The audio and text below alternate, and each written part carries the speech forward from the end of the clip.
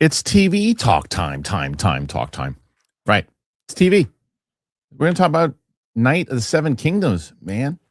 This show's starting to blow up. I saw someone make a big mistake already in the comments before the show even started. Said, not for me. Gave up after episode 1. As Julia Roberts said, big mistake.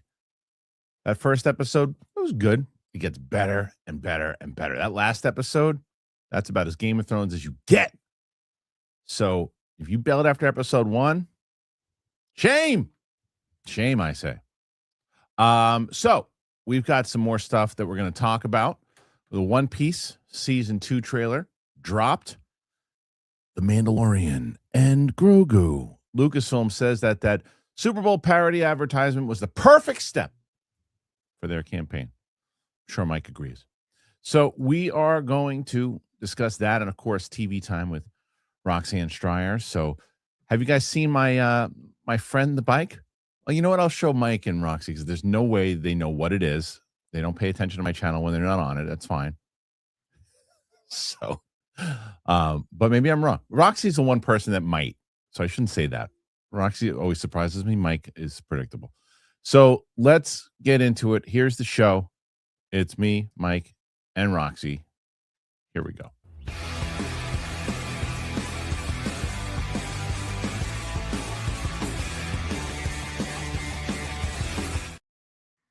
What's going on, everybody? Welcome back to the show. Thank you on this Tuesday. Joining me on the show, as always, is Roxy and Stryer. Hello, Roxy. How are you? Oh, wait, you're muted, but that's on me. That's my fault. How are you? That's okay. Who needs to hear me anyway? That's not true. And Michael Kalinowski is here as well. Mike, what's going on? How are you? What do you want? What is like? I heard you already heard your bespeech in my good name. It's besmirched, stupid. What's bespeech? That's my own word I make up. It's fine. So let me ask because go ahead. So no, I don't know what's a bike. You don't know about. Yeah, I don't know what it is either. I did see you lifting this morning. Hell yeah. Oh, thanks. Yeah, is it a bike like that, like a workout bike? No. So Mike's gonna love this because this is such a Mike sense of humor thing. Here we go. I did Wuthering Heights. I did the reaction to it. I've been telling everybody about it. Steph got a chance to see this the next day. Oh no! So I did the Wuthering Heights reaction out of the theater reaction. Doing 2 minutes, whatever it was.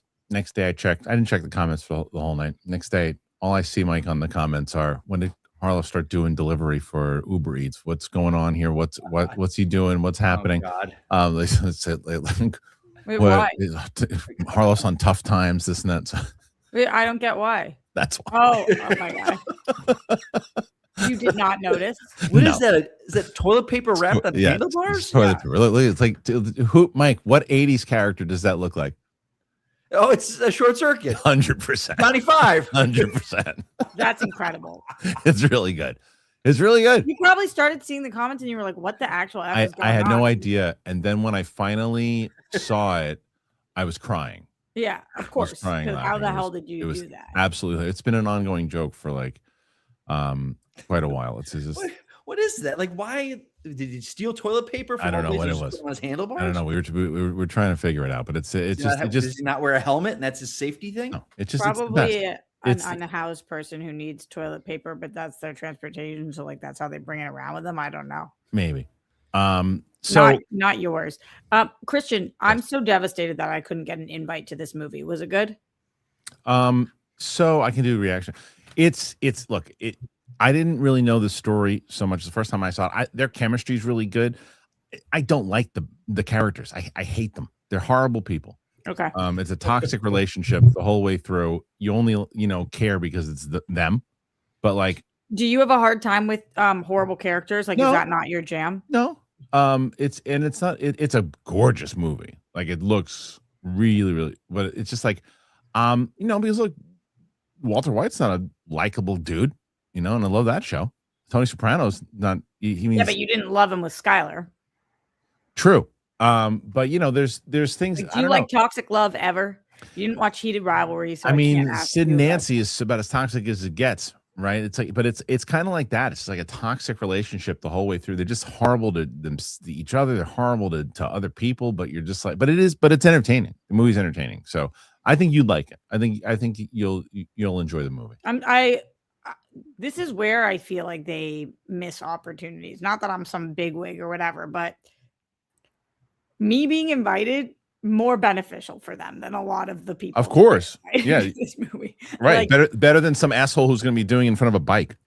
100% that. Like, I'm certainly your target demo. Why am I getting rejected for this movie? It's so odd. I don't understand the decisions sometimes. I don't know.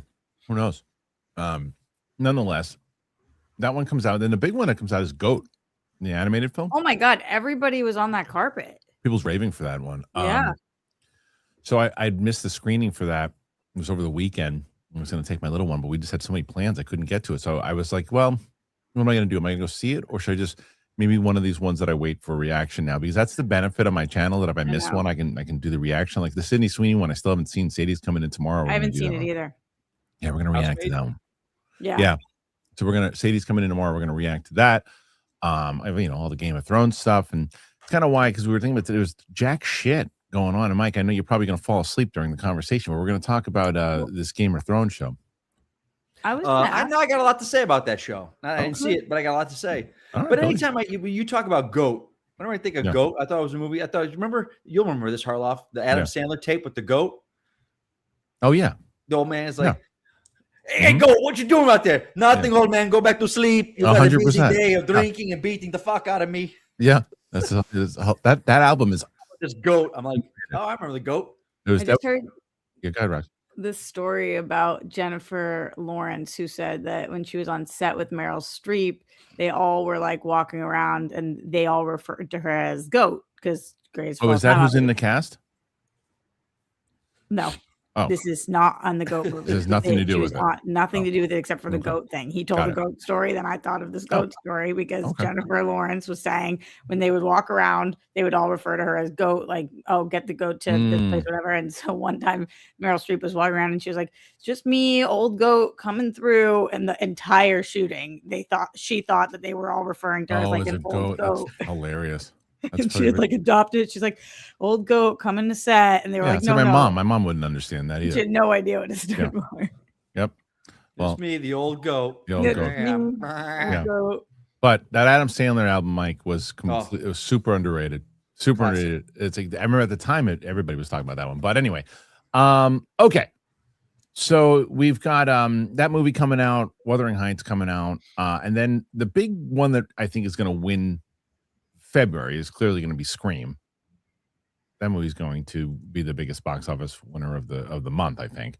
You don't think that all the backlash against it's going to seriously hurt it? You don't? I think. What if it's not good? Yeah, but within our circle, sure. Maybe a couple people take a stance and don't go see it, but the regular public, they're not gonna give a shit. Oh no, I'm certainly seeing it. I'm not saying you. I'm not saying you. I'm saying like there's people within our circle that's gonna go, you know what, people aren't gonna see this movie. It's like nobody cares. Of course they're gonna see it. They want to see Scream. If the question is the magic still there for the franchise? I don't think controversies have anything to do with it. Well, I think that the controversy completely affects the plot of the movie. Oh, well, you're not wrong because you have a different cast now and you're shifting back. However, it's not like you're throwing to new characters that no one knows. You're throwing to the old classics, and I would agree that if you were throwing to random characters now that no one knows because of the controversy, then I would agree 100% this might have a problem. But it's like you're going back to the legends, you know? So totally. I think it's because I just rewatched Scream 6 and it's so good, but also like we're clearly in a trilogy there. We were clearly in a trilogy of the new blood. And so I'm kind of curious what they're going to do, but I love the old school people too. So you're right. Like if they do it well, then I won't care. I mean that I won't care about the quality of the movie. And look, the trailers did really what Matthew Lillard's coming back. You know, it's like Scream fanatics. If they cared 3 years ago when the controversy was, most of them are going to go, Aaron, I was mad then. I'm not really mad anymore. I'm going to go see it. I don't think it's going to have any impact at all. And you don't think that the movie is going to be the first Scream movie to not be a good movie? You think it's going to be a good movie? That's not fair for me to say because I think I like two of them. I enjoy watching all of them. it's very similar to me like Jurassic Park. I'll go and watch Scream in the theater every single time because it's a fun experience. I shouldn't say 2. I think there's more than 2 that I've liked. That's actually not true at all. I think that I've enjoyed a majority of them. Jesus. No, I'm not Jesus, but thank you for thinking that. I more so just like there's times that I've been like, your hair is stupid today. So it's like because I haven't been to the barber. Penny Barber coming in hot. Look, I will say this. Mike's taking off work. Mike's taking off work. Really? Yeah, it's looking like it's gonna happen. Yeah. But I got a couple messages about wanting me to be in that interview. I will say. I know, and it just this one. Got to give it a Mikey for Listen, this. I'm not clamoring for it. No, I know you're not. You're really the only other person I'd allow into it. Because I know I know how good you are at interviewing. I don't know how good Mike is. He just earned it because he's been here. I want to know if it's kind of ruined watching for her, even other people, like because she knows how the sausage is made, or like is that still enjoyable for her? Shit, man, I might have to fucking invite you into the damn interview. Well, don't you wonder that? Like, yeah, I know. Like, I think having your point of view would be good, but it's just 4 people on the screen. Yeah, no, it's fine. That's why I'm She's going into directing now, so maybe she likes that better. Yeah, I love that you know that. I love that you know that. Yeah, she had a picture of her with the giant camera in a bikini. She's like dream made. It's absolutely amazing that you know that. But do you think like if this is what you did, that it would no longer be Roxy, sexy to watch? Do you? I don't know. Unless that's do you not like watching movies? You know how the sausage is made, but you love watching movies. I was thinking about that, Mike. I don't know if it's the same as being an actress as much as like if you're stunt double, watching stunts might not be as interesting to like if you know how they're doing it. I think it's more interesting. Not more interesting, but I think another question is that because it's like I was thinking about this when you go to work. I come home. I don't really want to talk about movies, right? You know what I mean. So like, and she's married. So just, but it's like, what'd you do today? I think you know what I did. You want to do that again? No, I don't. Yeah, but okay. I actually think that that's very different for men and women in general. Like, oftentimes, women, the more it's happening, the more they want it, not less. Yeah, but also, but if it's work, I don't know. It's a fair question. And I will say, as you get older, as a woman, like men want it more, women want it less. It's older. But is that true? I feel like men want it less when they're older. I thought women want it more as they get older. What? Women want it more as they get older. Yeah. What the fuck do I know? Older women's sex drive is insane. Point. I think like because like after menopause, and sometimes like it can be uncomfortable, and there's different things you have to add into your routine. Right. From what I heard. Listen, we're gonna find out, but Roxy, don't count it out yet. Count it. I'm just throwing things out there that I'd like you guys to ask about, like a lot of lifestyle questions. Yeah, no, that's where I'm going with it too. Don't count it out. Maybe I'll kick Mike off and just me and you do it. No, Mike's gonna be good. Your fans will hate you. Your fans will hate you, and they won't turn into it. You would hate me. I would never be able to live that down with Mike. Mike would be so mad. Name 2 questions you have for Mike. No, don't. Okay. Don't. I don't want to know until they have. So that was one of the things that they asked. They asked if we could, send the questions before, and I said I don't really do that. I don't like think of the questions that I'm going to ask. I said I have a general idea where I want to go, but I don't do like the thing. I guess we're going to do a pre-tape because I want her to feel comfortable. And I also said if we ask something that you don't like and you want to cut it out, we'll cut it out. But I don't do here's the 10 questions I'm going to ask. I hate when interviewers do that. I hate when it seems scripted. I don't like it. I don't consider myself an interviewer as much as it's categories. I like to have a conversation, and that's what I want to have with her. That's what you do very well, Roxy. It's always awkward when you know that somebody is angling to get to a certain question, and so like somebody will answer the question and they'll be like, "Yeah, it was a great day with sunshine," and then the interviewer will be like, "Speaking of sunshine, and the color yellow, one time when you were," it's just like I hate the generic interviews, the boring stuff. It's like, what was it like? And what's your favorite part about being on set? And then it's like, who cares? It's like, who are you? That's what the audience really wants. This. Who are you? And I think that's the thing is I don't think she gets that a lot. Let me tell you. That's what I'm saying. That's what I want it to be. It should be different. So people want to come. They want to come back. Like, hey, I was on these guys' show. They're awesome. I want to know who she is. It's a job. Sit there and go, who's the biggest guy you've ever been with? Do you like girth or length? But that's probably what she assumes because that's kind of that's what I'm saying. When you see these mutants, sometimes when they interview these people, like they ask the same shit, and he has these faces like, you ever seen a 20-inch asshole? And it's like, what are you talking about? It's like leave her alone. But in all fairness, how many can you fit in one time? Right. Get the fuck out of here, Christian. I actually think what's your favorite part about being on set would be a very interesting to her, yes. But I'm talking about like to Emma Stone. What is her favorite part of being on set? Yeah, but I'm talking about like to Emma Stone. It's like who cares? You should ask about Crafty. I wonder what it is. And is there someone who's monitoring hand wash? Yeah, that for sure. And like, do you break? Do they have the same rules where like certain hours and then you break for lunch or like what's the craft? That's not union. There's no sex workers union. This is not fair. This is not fair because I'm gonna know the answer here. I don't know if Luke is watching. PLD, I think, is sleeping. So let's I want to do a poll. Should Roxy be part of this interview? I know that it's gonna be. I know it's gonna be overwhelming. Yes. Okay, but in terms of the crafty, like this is my crafty. You have to be careful depending on what things you're being asked of that day of what you're eating. Roxy, no one's eating crafty on a day when you're doing anal. That's just not. Or is it pizza day that day? Yeah, no, they're not doing crafty on a day when there's anal. Come on now. All right, Jesus. Listen. You guys got to beat Roka again, obviously. What's he? What'd he do? 87. Wow, he's been putting up big numbers to start the week. Yeah, he beat you guys last week. I really thought he had it last week. Really did. Me too. Steph is now. Last week, Steph was on Rocks with Great World Grow, and they had a great showing. But that was your week when you did the ridiculous number. But Steph, on the last 3 times she's been on by herself, she has won. So the question is, will she do that? It's again? By herself with you or by herself? Well, no, with me. With you. I mean, solo. So what have you guys been talking about?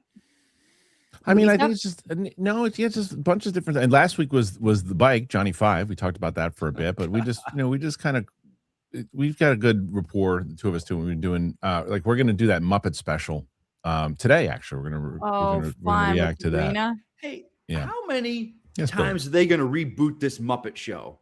Didn't they just do it like 5-6 years ago at ABC? Success is success.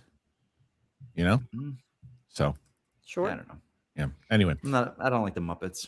All right, I want to get into this first topic, and then we can move. Well, you know what? Let me tell. I'm gonna real quick. I want to tell everybody about our friends over at Factor, and then we'll come back and we'll do the story. Here we go. Factor. Oh man, I love Factor. So I know it's freezing out right now. It's so cold, and some people go, you know what? I don't even have time to cook right now. Factor makes healthy eating easy. It's fully prepared meals designed by dietitians and is crafted by chefs. So eating well without planning or cooking is possible. What I love about it is the quality of it. You see it, you're like, oh man, this looks good. Does it taste as good? Sure does. It's got functional ingredients. It's proteins, colorful veggies, whole food ingredients, healthy fats, no refined sugars, no artificial sweeteners, no refined seed oils. There's meals that fit your goals and your schedule. Healthier eating, it's calorie management, and there's more protein. I love that there's like 100 rotating weekly meals. It keeps it fresh, and it's delicious throughout the wintertime. So you can use your different options, whether it's high protein, that's what I'm doing right now, calorie smart, Mediterranean diet, salads, ready to eat salads. And there's even a new Muscle Pro collection, which supports strength and recovery. It's always fresh, never frozen, ready in about 2 minutes, no prep, no stress. You guys know how much I've been trying to get my health in order and having the meals possible and having the right meals, and that's where Factor fits in. I use it. You should too. So head on over to factormeals.com/Christian50off. Use that code Christian50off and get 50% off and free breakfast for a year. Who doesn't like breakfast? Eat like a pro this month with Factor. New subscribers only, varies by plan. 1 free breakfast item per box for 1 year while subscription is happening. Thank you to our good friends over at Factor. To no one's surprise, Roxy's already got like 67% of the vote. They want her on. I got to see if she's available. I got to see when she's available. I don't know if if we have the date even locked in yet. You know what we're looking at. So I got to find that out. I know it's like it's the end of the month is what we're looking at. It's the kind of thing where you feel more comfortable or less comfortable when there's a woman in the room. Probably. More or less. I think she'd feel more. I never especially because she doesn't know us. Right. You know, and it's like, and so. But sometimes I feel like women can be the judgiest, which I'm not, but she doesn't know that. So I never know if she like would rather be a woman be in the room or rather like not, because maybe that's who she's gotten most heat from. Maybe. I'm wondering if somebody is, I'm wondering if she comes in, shut your ass. I wonder if she comes in and she sees 3 people, she's like, whoa, 3 people, a lot. But who knows? Well, I don't watch her kind of stuff, but would 3 people be a lot for intimidating? Her? And probably not. Okay. No, but she's probably going to, Mike has specific moments he could have just. She probably wanted to she probably ask us to leave. I don't blame her. No. You know. So you said I didn't know she was married. I didn't know that. That's what she says. I looked. Now I'm doing research on the interviews. You can find interviews on YouTube that it's just her talking. Kids or no kids? That I don't know. That I don't know. That's a conversation I guess we could have. So anyway. All right. Anyway. Yeah, let's get to this topic because I'm so glad and I had a chance. I watched the whole season of Night of the Seven Kingdoms. I watched the whole season. I've talked about this. I'm so jealous. And when I was watching it, I said, look, I don't know what people are going to think of this series. I can tell you what I think. It gets progressively better every episode. You've seen the last episode, Rox? The most recent episode, not the last episode. Well, no, the most recent one that just aired on Friday. Okay. Yes. So we'll talk a little bit more about that on, I guess on your TV picks as well. But this show is doing very well now too. And I think that one of the main things that's always the most important, always, and it's going to be something that I'm going to make sure that it's one of the reasons I'm going to give like an inside look to how this is done is the casting, right? And I'm going to do that for my show. And I think the cast, they got Duncan and Egg. I mean, you couldn't get better chemistry. Have you seen the videos, Rox, of them when they cast this kid? Perfect. And I love him afterwards. The kid takes the role so fucking seriously. Did you get to watch? Because I know you didn't have this at the time when you got your screeners. Did you get to watch the after talks? Have you gone back and watched any of them? No, but I have seen clips on Instagram, I think, and that's where I saw like how they cast this kid when they shaved his head, like all that. Is that part of it? It's like the interviews where they're asking him about the specific episode, and so they'll be like, okay, so like for 2 episodes ago, for example, they'll be like, okay, so there was that training montage where Egg goes out to try to figure out how to deal with the horse and whatever, and he's like, yeah. It's very important to do a really good job when you're a squire. And I really needed to figure out the height of where to hand him things to hand him for. So of course I'm going to go out into the field and I'm going to like, he takes it so seriously, like a trained natural instincts. He just has natural instincts, but he's not like, I don't know. He's not like, oh yeah, that's what they told me to do. So I went and did it. It was kind of fun. Like he's like, no, as a squire. He's very, very locked into it. And you're good, Mike. Is this a Game of Thrones spinoff?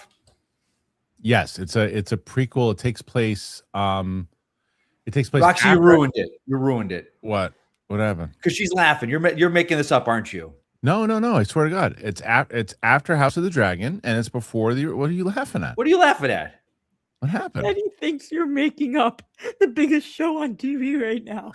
No, he's thinking I'm making up when it comes out. No, he thinks you're making up the show. No, he doesn't. He knows the show. He knows the show exists. He knows what did you think he was making up? He thought I was making up when it took place. Well, I thought it wasn't a Game of Thrones spinoff, and I thought you were trying to tie it into Game of Thrones, and you were going to go, well, it takes place back in this. No. Mike, I know it's a show. What I will tell you is that you could watch this show without ever watching House of the Dragon. The thing. Shut your ass, or Game of Thrones, and really and still enjoy it and not be lost at all. Okay, so now let me say why I said this, because I am aware of some, not controversy with this show, a lot of people that love this show, and what they're saying is, finally, a show that's not woke, a strong, straight white dude, leading hero type, that they don't try and give him, he's not an asshole to people. He's just a good dude that's white, and he's a man, and we love it. That is a whole corner of the internet that is loving this show for those reasons. So it made me, that's why I was like, is this Game of Thrones? I don't know why, but there is a massive, not woke comment. They're just so used to, and I'm because it's what I, if I tweet it, it brings in that algorithm. They're so used to, like, oh, here's another guy, straight white guy. What are they going to make him an asshole? Are they going to make him the bad guy? Are they going to make him this?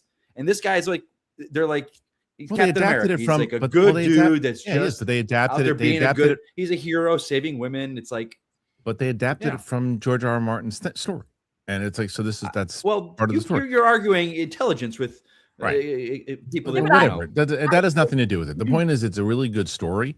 And the actors are really are solid. And it's just, to me right now, one of the better things on TV, because when I was worried about the first episode, because I said, okay, I like it. I can understand. I hope they don't get too goofy with it, because there's some goofy stuff in this. It's light. You can stick with.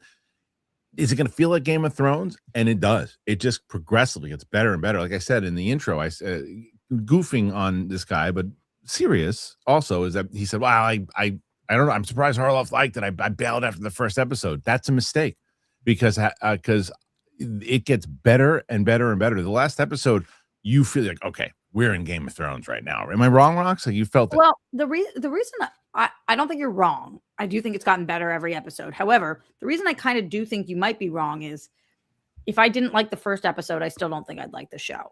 But it gets progressively better.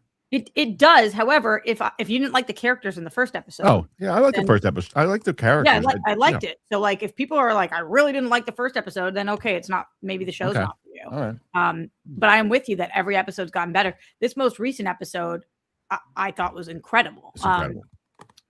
All of them. I think the show is amazing. I actually prefer this to House of the Dragon, which is crazy. A lot of people are saying that. And I love House of the Dragon. And it's more intense, and I'm definitely more fleshed out of the universe show. But this is my kind of story. I like when we go on little side quests. I like finding people like Dunk. It's small. It's a contained story. Yeah. And as a TV person, this is what television used to be. Like, this is TV for me. Right. This is these 6 episodes, character focused. It's not an ensemble of 50 where you are not dedicated to any one person. Like, you genuinely love this show because you care about Dunk and Egg. So they have trust in these characters enough, because the character has so much history. Even like I mentioned this yesterday, I'm watching season 4 of Game of Thrones right now, and Joffrey brings up, or it might have been season 3, Joffrey brings up Sir Duncan. He brings him up and he talks about him, and he talks about how he was so revered. And that's interesting to me. And I was thinking about this morning, because as you get through this first season, they're definitely going to do second season now. It's doing very well. And I guess that's the other part of the story. So I want to read this. Doing pretty well thus far. Good. And thank goodness. You can kind of tell, because as I always say, and I'm sure like Greg would probably say the same thing too, like when you see the reactions on different channels in general, when they either plateau or go down, you're like, oh, maybe there's not a lot of interest in this show. They've been consistently, at least for me, going up on each one, and more people are getting on board with this one. It's like, oh, there's an interest in this show in general, and what people are actually thinking about it, because sometimes they're like, I don't really give a shit what this idiot thinks about this show. But if they're liking it, they want to see what other people are thinking. A Night of the Seven Kingdoms, episode 4 sets an IMDb score record. The article was published. Viewers are raving about episode 4, A Night of the Seven Kingdoms. 7 easily the best episode of the show so far. Oh, I don't want to do spoilers. Hold on. Let me don't look. Okay. 7 as a record is the highest scoring Night of the Seven Kingdoms episode to date, with a 9.7 out of 10. That's above the 8.1, 8.3, 9.1 of episodes 1 and 3. However, this also places it among the top 3 highest scoring episodes of the entire Game of Thrones series. Wow. Game of Thrones, The Reigns of Castamere. Game of Thrones, The Winds of Winter. 7 Game of Thrones Blackwater line. That's crazy. The highest scoring episode of House of the Dragon, the Red Dragon and the Gold, is a 9.4. Another record, Night of the Seven Kingdoms held on to is 95% on Rotten Tomatoes, with Game of Thrones at an 88%. I can't see how anyone could give this series under 3 out of 5. I don't understand that, but whatever. A Night of the Seven Kingdoms is shaping up to be a formidable weapon in HBO's roster, given both the praise for it and the fact for its short length will allow it to film and air every year. Season 2 is already filming. There you go.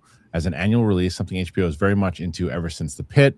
The showrunners have also discussed a seemingly infinite number of seasons to make, given the source material. I mean, it goes on forever. I mean, I read some of the stuff, and Matt Serra is a massive fan of this graphic novel. Also, he read the whole What thing. goes on forever? The story? The story of Sir Duncan and Egg, and they talk about Egg in Game of Thrones. Like, he goes on to be, like, I won't spoil it for people, but he goes on to do a lot of stuff as an adult. I will say this about this episode, though. You see how well it's doing in the ratings and what people are saying about it. I think the next episode's even better. So there's 2 left, right? Yeah. 5 and 6. Yeah. If Kristian, you heard this wasn't getting a second season, is episode 6 satisfying enough to wrap out the show? It's enough to where, because the history of what happens to them, you're like, okay, so they had this adventure, what happens, and then we know that it goes on to do this. If you look into the history books, you can see where they go from here. But it wraps up this story. I still think that 5 and 6 could have been one big episode. I think 5 is going to be, I think people are going to love 5, and then 6 are going to go, oh, that's the tail end to episode 5 is episode 6. Yeah. But it's still, I would recommend, if people can hold out, to watch 5 and 6 together, but they won't, and I don't blame them. I'm certainly not going to do that. No, I know. Mike, you should watch this series, though. Because you've never watched Game of Thrones, right? Well, I'm telling you, I've been at that point. It's like, you know what? I think I'm going to start Game of Thrones. Yeah. So, I think you dig it. I would watch. I'd start with this series. You could. Okay. You could start with this series. You honestly could. The way that they set this up is that you could absolutely start with this series, and then I'd say jump into the original series. Okay. Not to make things awkward, but Mikey doesn't do reactions for you. Not yet. No, and his system's a lot better now. Originally, the reason I didn't ask is because it's such a shit system, but it's better now.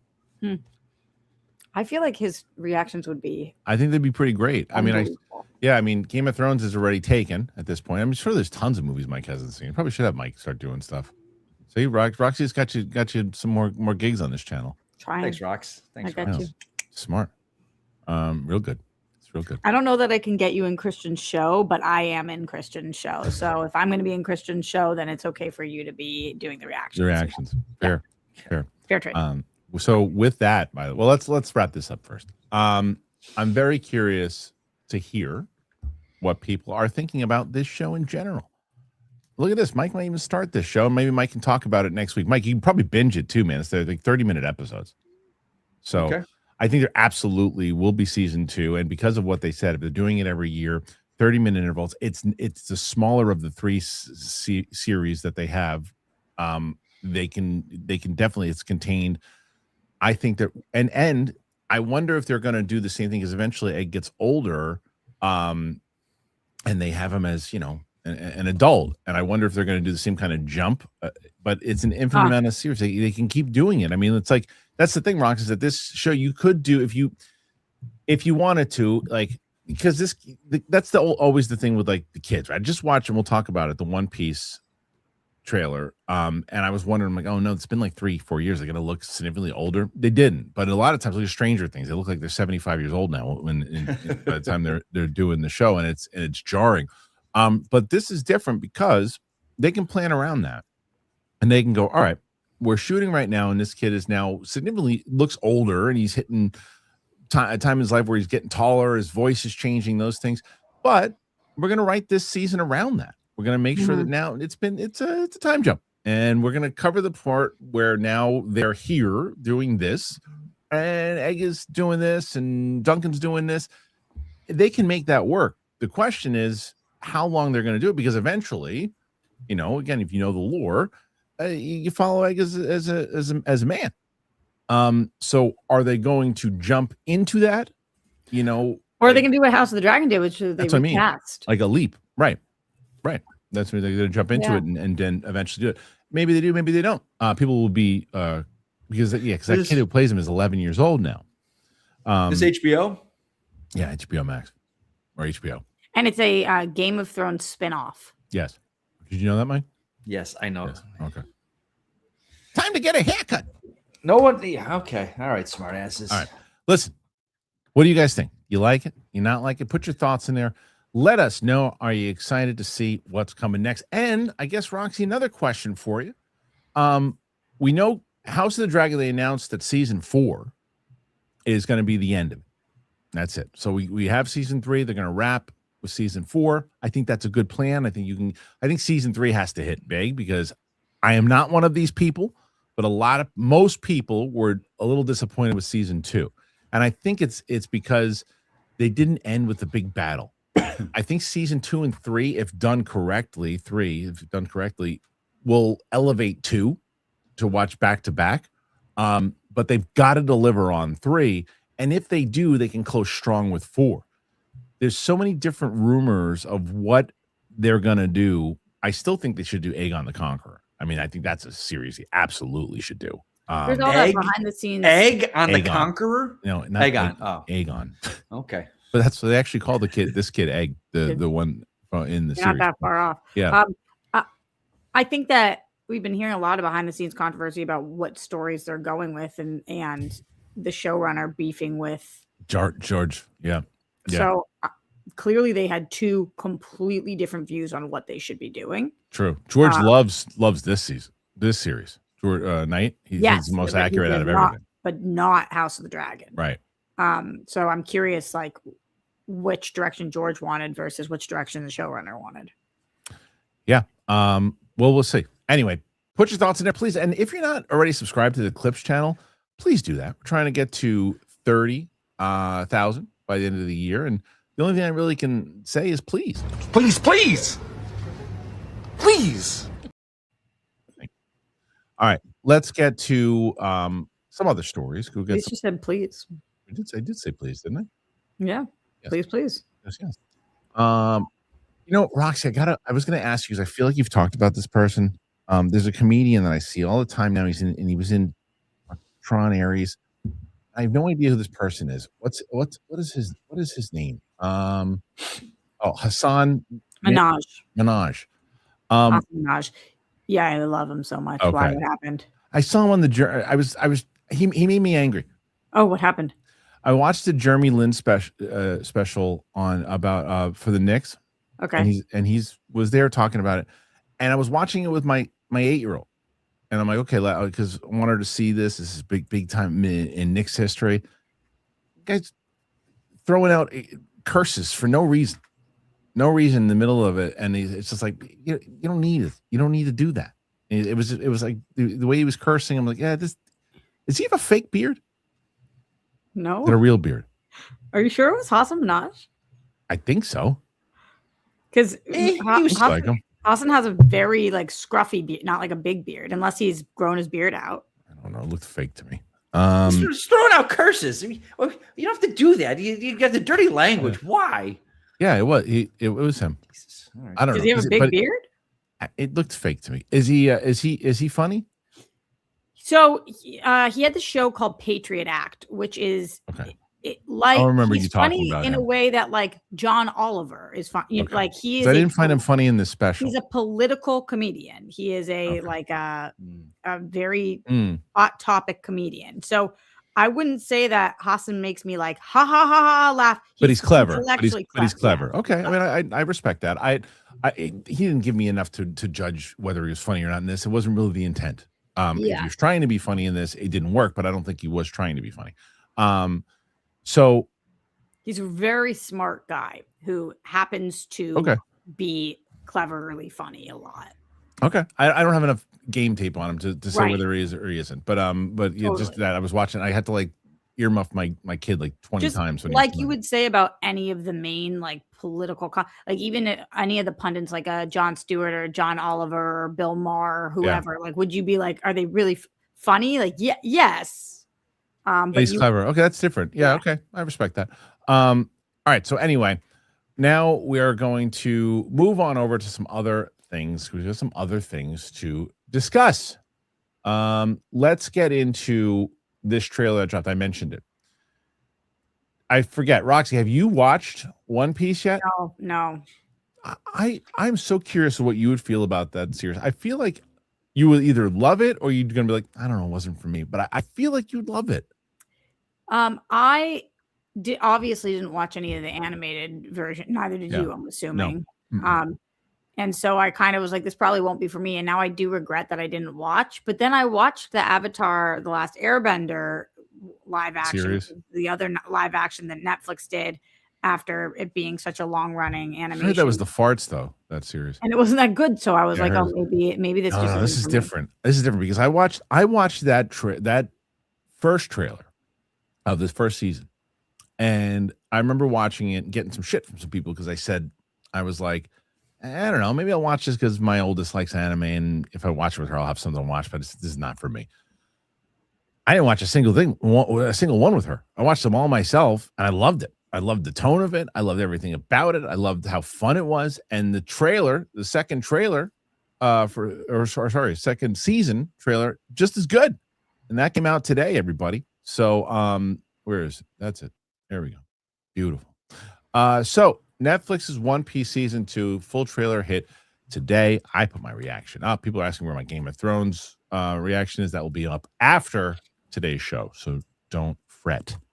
We had a brief teaser in August and Works themed teaser last month. Today, Netflix has premiered the full trailer for the second season of its live action One Piece series, which returns in 1 month. Set to come sail away, the trailer offers a first look at Katie Siegel as Dr. Kersha, Clive Russell as Crocus, and more glimpses of Michaela Hoover as the voice of Tony Chopper. The second season is set to adapt and compress multiple arcs from the anime, including Logetown, Reverse Mountain, Whiskey Peak, Little Garden, and Drum Island into 8 episodes. Returning Straw Hat crew includes Monkey D. Luffy, Zoro, Nami, yada, yada, yada. Now, new in the second season are Joe Manganiello.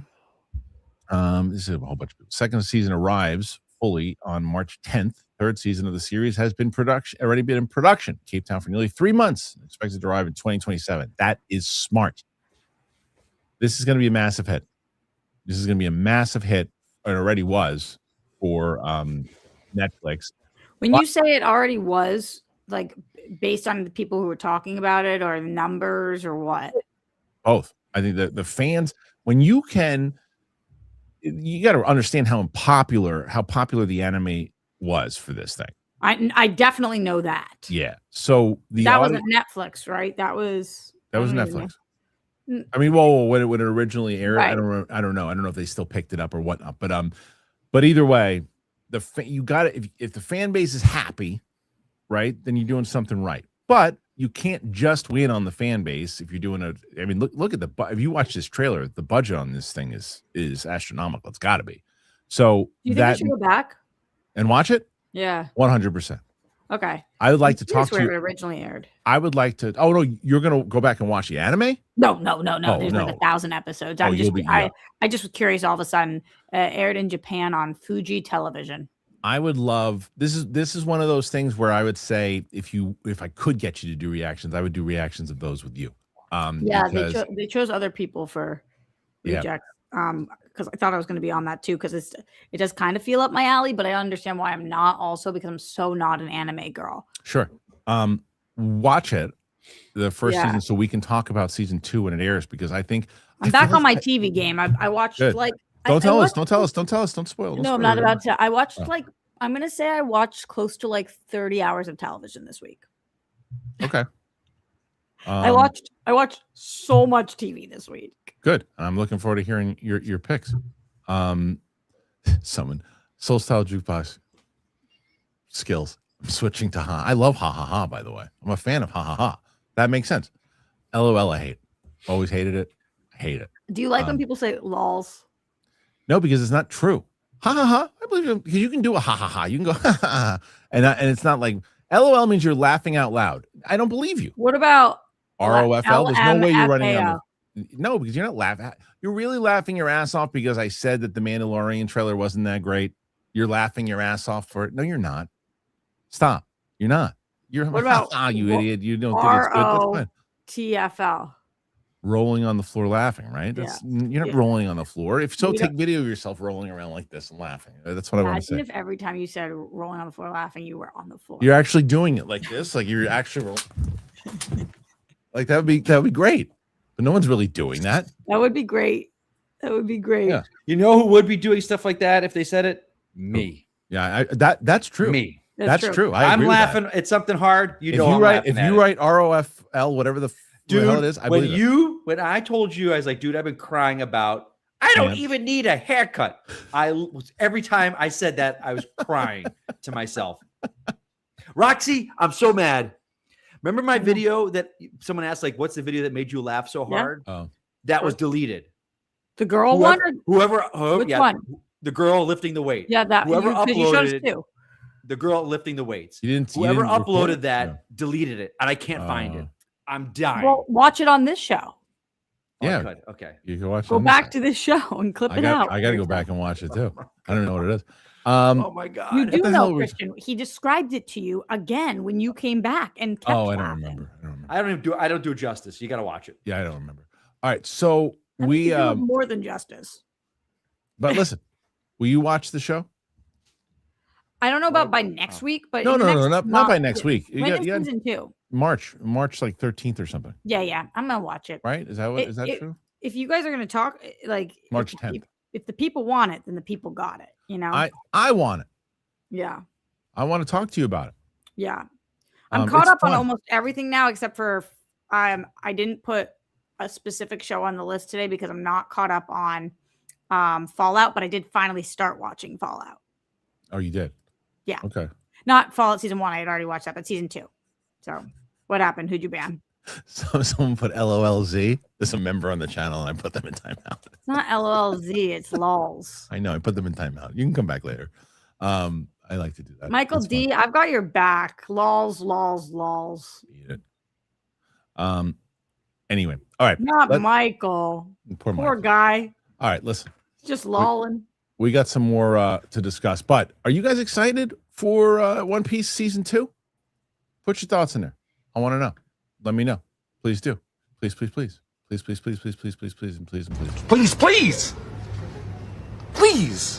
Did you shit in there? All right. So now It's so much better that Roka thinks he was talking to me. It's just so good. that was the best. Speaking of Roka, you guys have to get 87 today. You're at 30 thus far. Pretty and good, considering we haven't even gotten into the questions yet. We're going to do Roxy's TV picks in just a moment.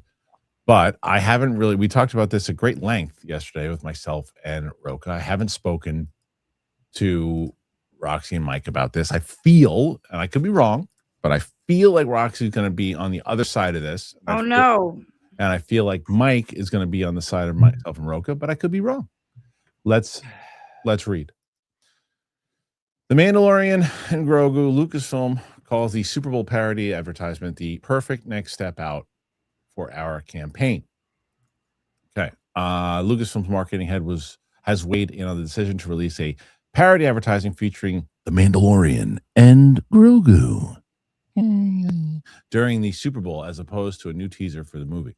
As expected, new TV spot for The Mandalorian and Grogu debuted online during last night's big game, but it's fair to say that the 30-second commercial left a lot of Star Wars fans disappointed. Directed by Jon Favreau and narrated by the legendary Sam Elliott, who initially I thought it was, and then someone told me it was Jeff Bridges, and I went with that, but I knew it was Sam Elliott originally. I hate when that happens. So annoying. I was like, that's Sam. I was like, it's Sam Elliott. Like, no, it's Jeff Bridges. And then I took it to the air, and they're like, no, you idiot, Sam Elliott. That sucked. The teaser didn't actually feature any footage from the movie, and instead paid homage to the old school Budweiser Super Bowl advertisements, with Tauntauns taking the place of the Clydesdale horses. Sometimes we choose who I don't care. Though some took the spot for what it was and viewed it as a fun callback, many felt that the Disney Lucasfilm really should have used the opportunity to step up the marketing for the movie with a proper teaser, especially after what was deemed by a lot of fans as a lackluster first trailer. Variety asked Lucasfilm's marketing brand lead Ryan Stankovich about the spot and the decision to release a advertisement instead of some new footage. He says, our creative and marketing team landed on a unique concept that gave a nod to the classic big game spot of years past. It captured the warmth, humor, and emotional connection between these two beloved characters. It's the perfect step for our campaign as we lead up to their big screen debut this summer. What's he going to say? Grogu is more than a character. He's a pop culture phenomenon riding alongside the heroic Mandalorian. He brings lightness, humor, joy, and an instant emotional connection that transcends the moment. Big Game Spot celebrates how deeply we love and connect with these characters, reminds us of the fun, heart, and spectacle that defines Star Wars, and offers a bite-sized promise of the experience audiences will get when they see these two beloved icons. Take it easy. New trailer has been classified, so we shouldn't have to wait too much longer for another look at the next Star Wars movie. All right. Who do we start with here? Am I right, Roxy? Yeah, you're obviously right. Okay, I thought so. All right, so let's start with Mike. Because we'll have the I won't say contrarian, I'll say the opposite point of view after Roxy, because there's no way that you weren't on our side, right, Mike? Maybe I'm wrong. Maybe you thought it was brilliant. No, first of all, you get Jeff Bridges narrating that, talks more like this. You know, he does. You're right. An old man. Yeah, here we go. Right. Mandalorian and Grogu. It's good. Like, I get the Clydesdale of it all. If you are 2015 Star Wars Disney, ready to release Force Awakens, you do this, and the fans go nuts. No one is talking about this movie. Like, this, you needed to knock this thing out of the park. This was awful. And the fact that they had to come on, no studio has come on and gone like, this is why we did that trailer. Make sure you get our message. No one has done that. No one in a Super Bowl that spends millions of dollars comes on the next day and goes, well, this is why we did it. We think it was a great step. It was a turd, a fart in the wind. Like when in Star Wars have we ever seen tauntauns being used as animals to pull things? Like, they don't. They're used to be ridden. It was like stupid. It was like everyone in the room with me were all like, is that a trailer for the movie? What did we watch? What I thought there was a trailer online afterwards. And the fact that Budweiser kicked ass with their commercial just goes to show you how bad this one was. Roxy? Like, this was like, if there was a lead up, like, hey, and now the trailer for Mandalorian Grogu. Yeah, but that was the only thing? Get out of here with that nonsense. Rox? Yeah, I obviously really liked this. I think that this is, once again, I'm not telling you this is the right strategy. I'm telling you they've done a very effective job reaching out to the me's of the world. I don't know that they're grabbing the you's of the world. Clearly, they've misstepped left, right, and center to get the real Star Wars fans. But for the casuals who love the Super Bowl, I was like, that rocked. That rocked. They're so cute together. I'm so excited for this movie. Way to play off knowing your audience here. These are football fans that you're trying to remind, oh, there's this little Star Wars thing. It's kind of like this Budweiser commercial. But look, little Grogu. I'm watching it sitting like, that's for me. I am miserable during the Super Bowl. Yeah. I was begging for life and for any moment to just be like, that was cute. That's so nice. Yeah, like, again, I'm not saying my take's the right take. My take's definitely the wrong take. I know that of all of you guys, I am the least in touch with Star Wars. I'm such a casual fan. I've seen every live action thing, but I don't remember shit. Like, I watch it like I would watch anything else. Like, I'd watch Mean Girls. Like, right. It's on and I watch it and it's done. But watching this, I was like, oh man, I'm so stoked for this movie. See, I understand your take.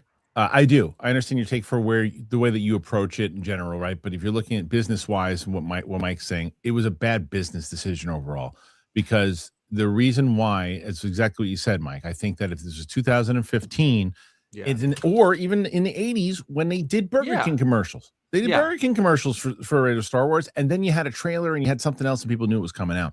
The problem is that nobody really knows what this movie is about. Nobody really is excited about it.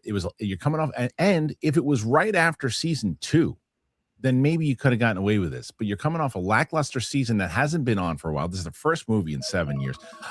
It's an issue. And it's just and people were on me yesterday. It's like, well, I said it's a Filoni decision. No, it's a marketing decision, a Favreau decision. It's everybody's decision. The guy who's running creative now is going to say, yeah, you know what? Because he's also a producer on the movie, is also going to say that's a good way for us. It incorporates into the Super Bowl. He's a sports fan, so he's like, it's going to incorporate into the Super Bowl. We won't need to show a trailer yet. It'll be fine. Just get interest going, and the kids will get excited. Marketing probably says the same thing. Favreau probably says the same thing. He's not making the decision all on his own, but he's certainly there helping with Favreau, and Favreau's helping with him and marketing. They all thought this was a good move, and I think that they think that this brand is in the same place, Mike, that it was 10 years ago, and it's not even remotely close. I'm also thinking, but Rox, to what you said, like, I look at the smartness of Gunn and Supergirl and Superman with the Puppy Bowl and Crypto. You don't need to get the dudes watching the Super Bowl into Superman. Like, you don't need to get the football guys into Star Wars. Like, and showing the baby Grogu is not the thing to get your alpha males that don't watch Star Wars into Star Wars. It's like, the Super Bowl. It's not a regular football game. It's not just alpha males watching the Super Bowl. Okay, Roxy. Like, you know what you don't know what I'm saying? I know, because families. Yes, it is families. But you can get families with anything. You don't like, okay. But it's okay, one of the no, no. Hold on a second. I'm going to say this. I watched the Super Bowl with two hosts of Fox Sports, ESPN, one of their biggest shows. I watched Covino and Rich. Covino and Rich, and all their people there, and they had all their kids. Everyone's watching the Super Bowl. The kids are running around playing everywhere in the house. They ain't sitting watching the Super Bowl. So kids to say you're putting Mando and Grogu in the Super Bowl because kids are going to watch us. No, they're not. I mean, kids are not turning into the Super Bowl. We did. I maybe not because you grew up in a Patriots household. Like, that's like, I think you're wrong. I think that there's a lot of kids that do. At what age are you talking about? The age of kids that go like, baby Grogu, I want a baby Grogu, mommy. Okay, so maybe like 7, 8 years old. I mean, look, I will tell you in the East Coast. What were your girls doing? She was watching with me. Okay. What did she think? Did she recognize that commercial or no? She thought it looked stupid. There you go. But she doesn't watch.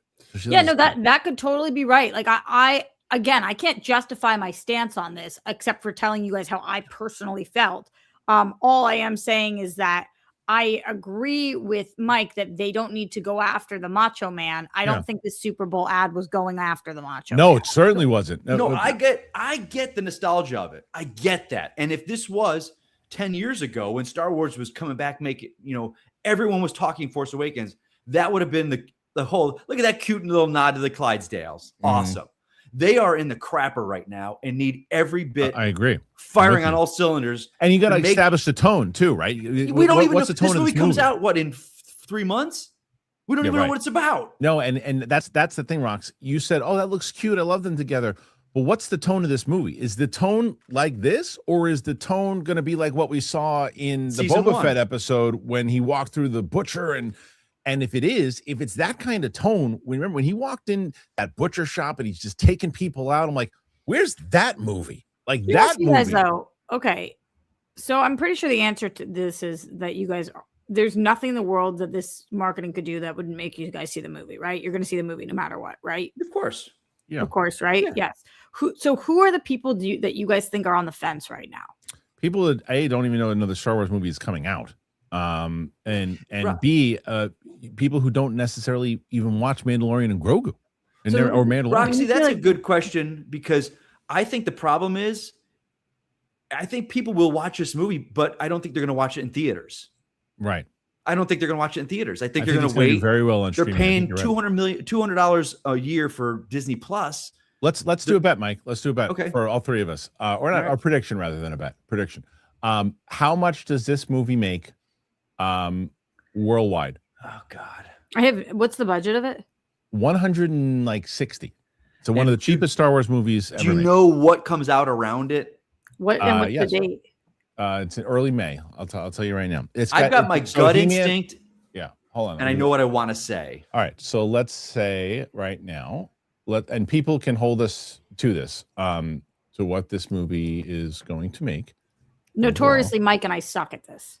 Terrible. But I'm terrible. Well, you're better than me. Let me tell you right now what's coming out. All right, so May 1st, Devil Wears Prada 2. Which is going to be huge. Yes. May 8th, Mortal Kombat 2. May 15th, nothing really of note. May 22nd is The Mandalorian Grogu. Nothing the following week, really. Okay. I mean, Or there's so some it's late May. So late May, Devil Wears but Prada will have been in theater for 3 weeks by then. yeah, but it's also a very different audience. And they get But they have the Memorial Day weekend. yes, they have 2 weeks before, but June 5th is their first big competition with Masters of the Universe. Okay. So, I think that I think they'll be happy and it might hit 500. I mean, if it hits 500, they'll be happy. I mean, they'll be happy. It's crazy that a Star Wars movie would be happy with 500 million, but I think that is a safe bet, and I think that's a safe bet. What do you think, Mike? My top ceiling, I say it's going to hit like 615. Wow. I think 525, and I wouldn't be surprised if it was like 475. I think that you're both absolutely. No, I think. I think you're going to have better picks than me. I'm going to say, and I think mine is too high. I'm going to say 560 is what I'm going to say for mine. If it makes 440, I wouldn't be surprised, but I'm going to say 560. I think that you think this, I will tell you this, anybody who does this in YouTube, if you think this movie is going to make $1 billion, you need to take a nap for a long time and then come back. Do you think there's any world in which it hits 700? There's a world. That means that it's got to be really awesome. And I it's think like, if word of mouth is awesome, like, oh shit, it's got to be awesome. It's got to be awesome. It's got to be like, holy shit, wow, that movie really, it's got the way that we felt during that Luke Skywalker moment. Not necessarily you have to have nostalgia, I'm just saying the way you felt when that Luke Skywalker moment happened, the way you felt during the butcher scene. Like, if it's that kind of a cool movie, the bounty hunters just kicking ass and cool shit going on, and you're like, whoa, that felt. I mean, it's Jon Favreau, or so if you've got, on the other hand, if you've got the Leia chase scene from Obi-Wan, you're gonna be, Do you think it's possible that this makes 300? Roxy, if it makes 300, that's problems. That's what I'm asking. I have a feeling. I have a feeling this is going to be like Thunderbolts, where it's actually good, but just audiences just don't want to go to it. Like, Thunderbolts was great. It is Star Wars. I think they made like under 400 million on Thunderbolts. Don't count out. I know. Don't count out the kids, though. I think that's what the marketing did. What Roxy, I think, has proven, right? Yeah.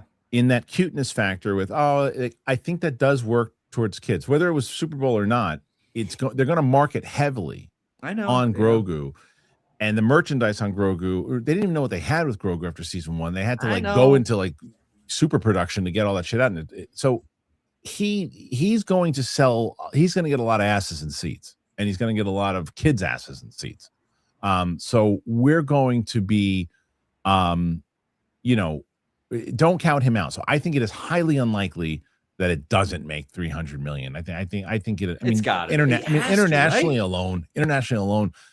So I think three definitely makes 300, and I mean that's really all it needs to make to get its money back is 300. That's the benefit. Maybe like 325 or something.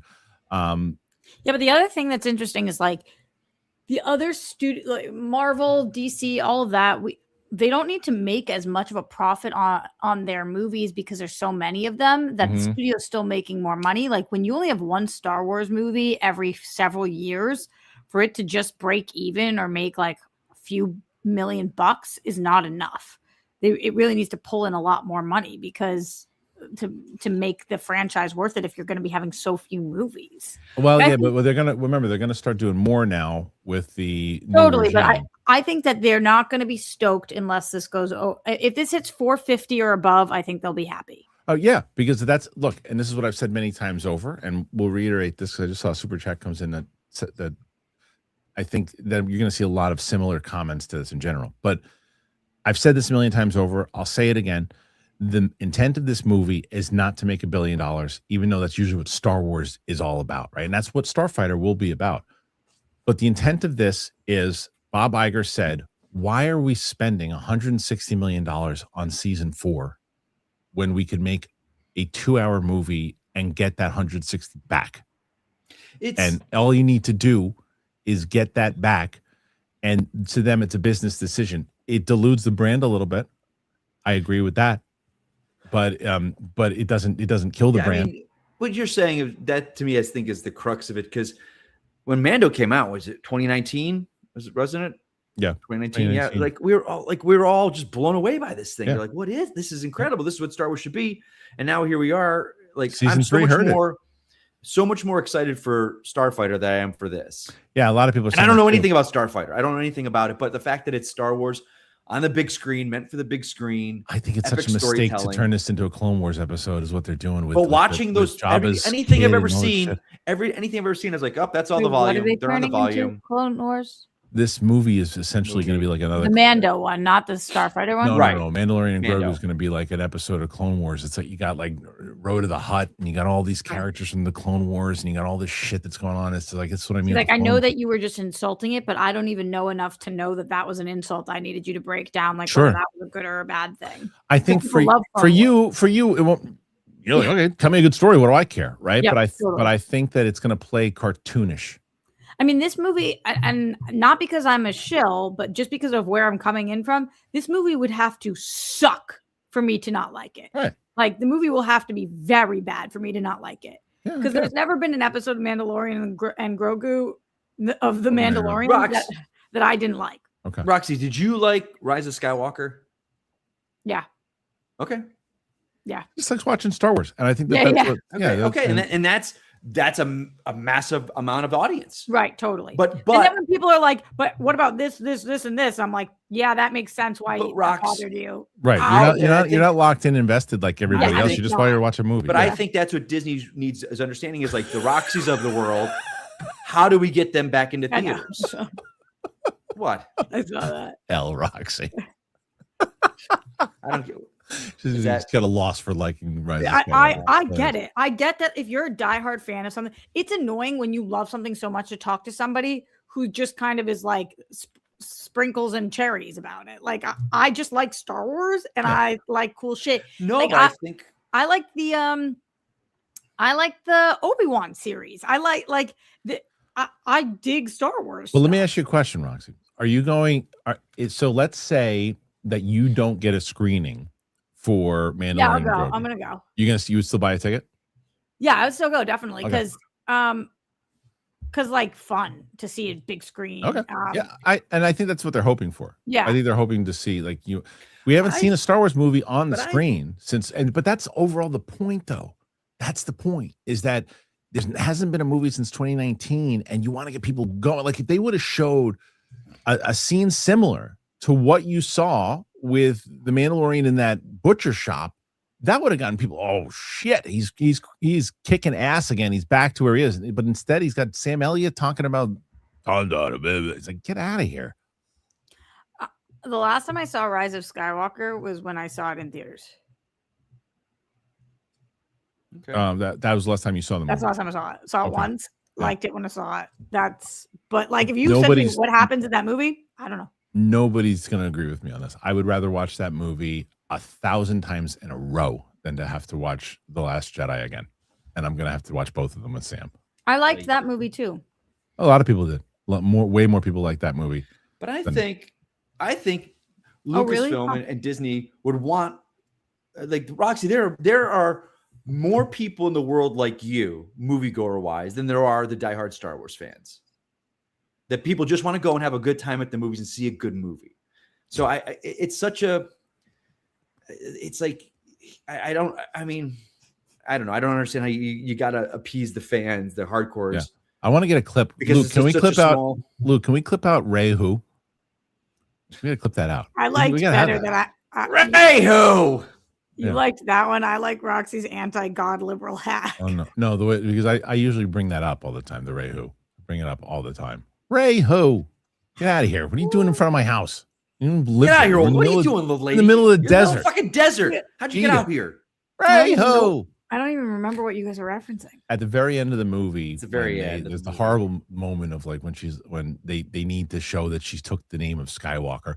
She walks up to the thing. She's sitting there, and she's in front of Luke's hut, which is in the middle of, or this place in the middle of nowhere, in Tatooine, nowhere. And just to get this out, she's like, "Who are you?" And she's like, "Some old lady." It's like I'm telling you, it's like the old lady on the porch in Queens who's just like, "Who's driving at 8:30 at night? Turn your lights off. I'm trying to sleep." And it's like, it's the worst. Hey ho, Ray Skywalker, and then she's a pointless old lady. I want to have her. I want to have that woman. Is she still? Hopefully, she's still with us. I'd like to bring her on just to do. And I'd be like, and now bringing on Mike Kalinowski, Mike ho, Roxy Strider, Roxy ho, Kristian ho. That's what I want. Penny ho, Penny Barber ho. Who's Penny the barber? Ho. Cindy Lou Who. Cindy Lou Who. See, All I right. can play this game. Listen to me.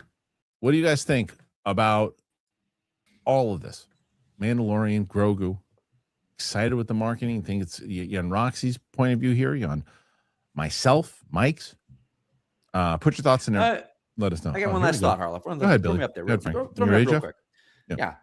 Perfect example of two franchises in need of a win: the MCU and Disney, Star Wars. What the MCU did with those 4 teasers, even though they didn't do a Super Bowl, which was surprising for either film, those 4 things worked. They did what they needed to do to start building the hype back up. Okay. So they had that plan and they didn't spend money at the Super Bowl. So I'm just, just interesting. But both from a Disney marketing team. Right. It's Disney's money and Disney marketing. So I'm very curious. All right. Let's move on. It's time for Roxy's TV picks. So TV picks. I don't actually know how trailers work. Oh. Because I am kind of curious about this. When they were putting the trailers ahead of Avatar, because Avatar is a Disney property, did they not have to pay to put their trailers there, or trailer money goes towards the movie theaters? No, it's good. I don't know. I really don't know the answer to that question. But I think that's one of the reasons, when on ABC, where they would choose when certain things on ABC, you would have these Star Wars trailers and other things too, because you don't have to pay. You don't have to pay because it's on Disney. But that's the other point we didn't make on that, Roxy. They spent $8 million to make that little cute fart commercial, and regardless, let's say that's how much it cost to air it. Right. Not even to make it. To air it. So let's say that you would agree that not everyone loved that spot, right? Oh, I think the vast majority of people. Right. So the goal. So you would then agree that the goal of it was that when you're putting stuff out, is that your fan base is going. You want to go for more. Would you think it's fair to say that it's probably 25, 75, 25 liked, 75 didn't? Would you say that's a fair assessment? Yeah, I think so. Don't you think the goal should be the opposite? Yeah, of course. You didn't ask me, do I think it was a smart move? You asked me if I liked it. Do you think it was a smart move? Okay. That's fair. Well, there you go. No. And we're all on the same page. I said it a million times. They should not be catering towards me. Yeah. Oh man, I couldn't do it. Like this. See, someone did something very smart. Someone did something very smart in the chat. What? Yeah, I normally sometimes when people say things I don't want to hear, I don't like because it's my story. I don't throw them out, but I'll put them in timeout. Someone put a super chat. Yeah. And I can't do it. You son of a bitch. Now, but now you also don't know me, and we'll get into Arthur. He doesn't know me well enough, because the same thing I told Sam. When you tell me to not do something, you guys know me well enough. When you tell me you don't want me to do something, don't do this, don't do that. Big balls is too much. Don't do. It's going to happen more. Watch Pluribus. Watch Pluribus. Watch Pluribus. I'm not watching Pluribus because they told me not to. I watched episode 1. Dick face. You weren't going to. Yeah, but I did. Baby, that's right. That's right. That's right. God, Roxy, me and you were doing that interview, by the way. Not Mike. Your viewership's going to plummet. Just watch. With her on it? You got to give me what they want. With me. I don't think anyone's even going to care if I ask any questions. I could just sit here, and if Roxy's talking to Penny Barber, I think it'll be the most viewed episode we ever have. Hi, Penny. Right. I doubt it. Me, Roxy. I don't. You know it's true. Okay, let's get to some TV stuff, because it's time to do just that. All right, Roxy Strider, let's do it. Let's bring up Roxy's shot. That's me. We haven't had some TV in quite a bit, so let's get your insight. Okay, we talked a lot about Night of the Seven Kingdoms today, but just think that the show is excellent. Great Game of Thrones spinoff, for those of you who don't know. Loving the smaller story and excited for the penultimate next week and the finale after that. Okay. Let's see. Because we covered it. If you guys want to see the rest of our conversation, you can watch it on the Clips channel. Okay, The Pit. man, oh man, are they nailing season 2 on the pit? Nice. I love this show. It deserved all of the awards that it got. Sometimes that makes for a really bad sophomore season, though, because they think their shit doesn't stank. Fortunately, here, they just kind of doubled down on what they were doing.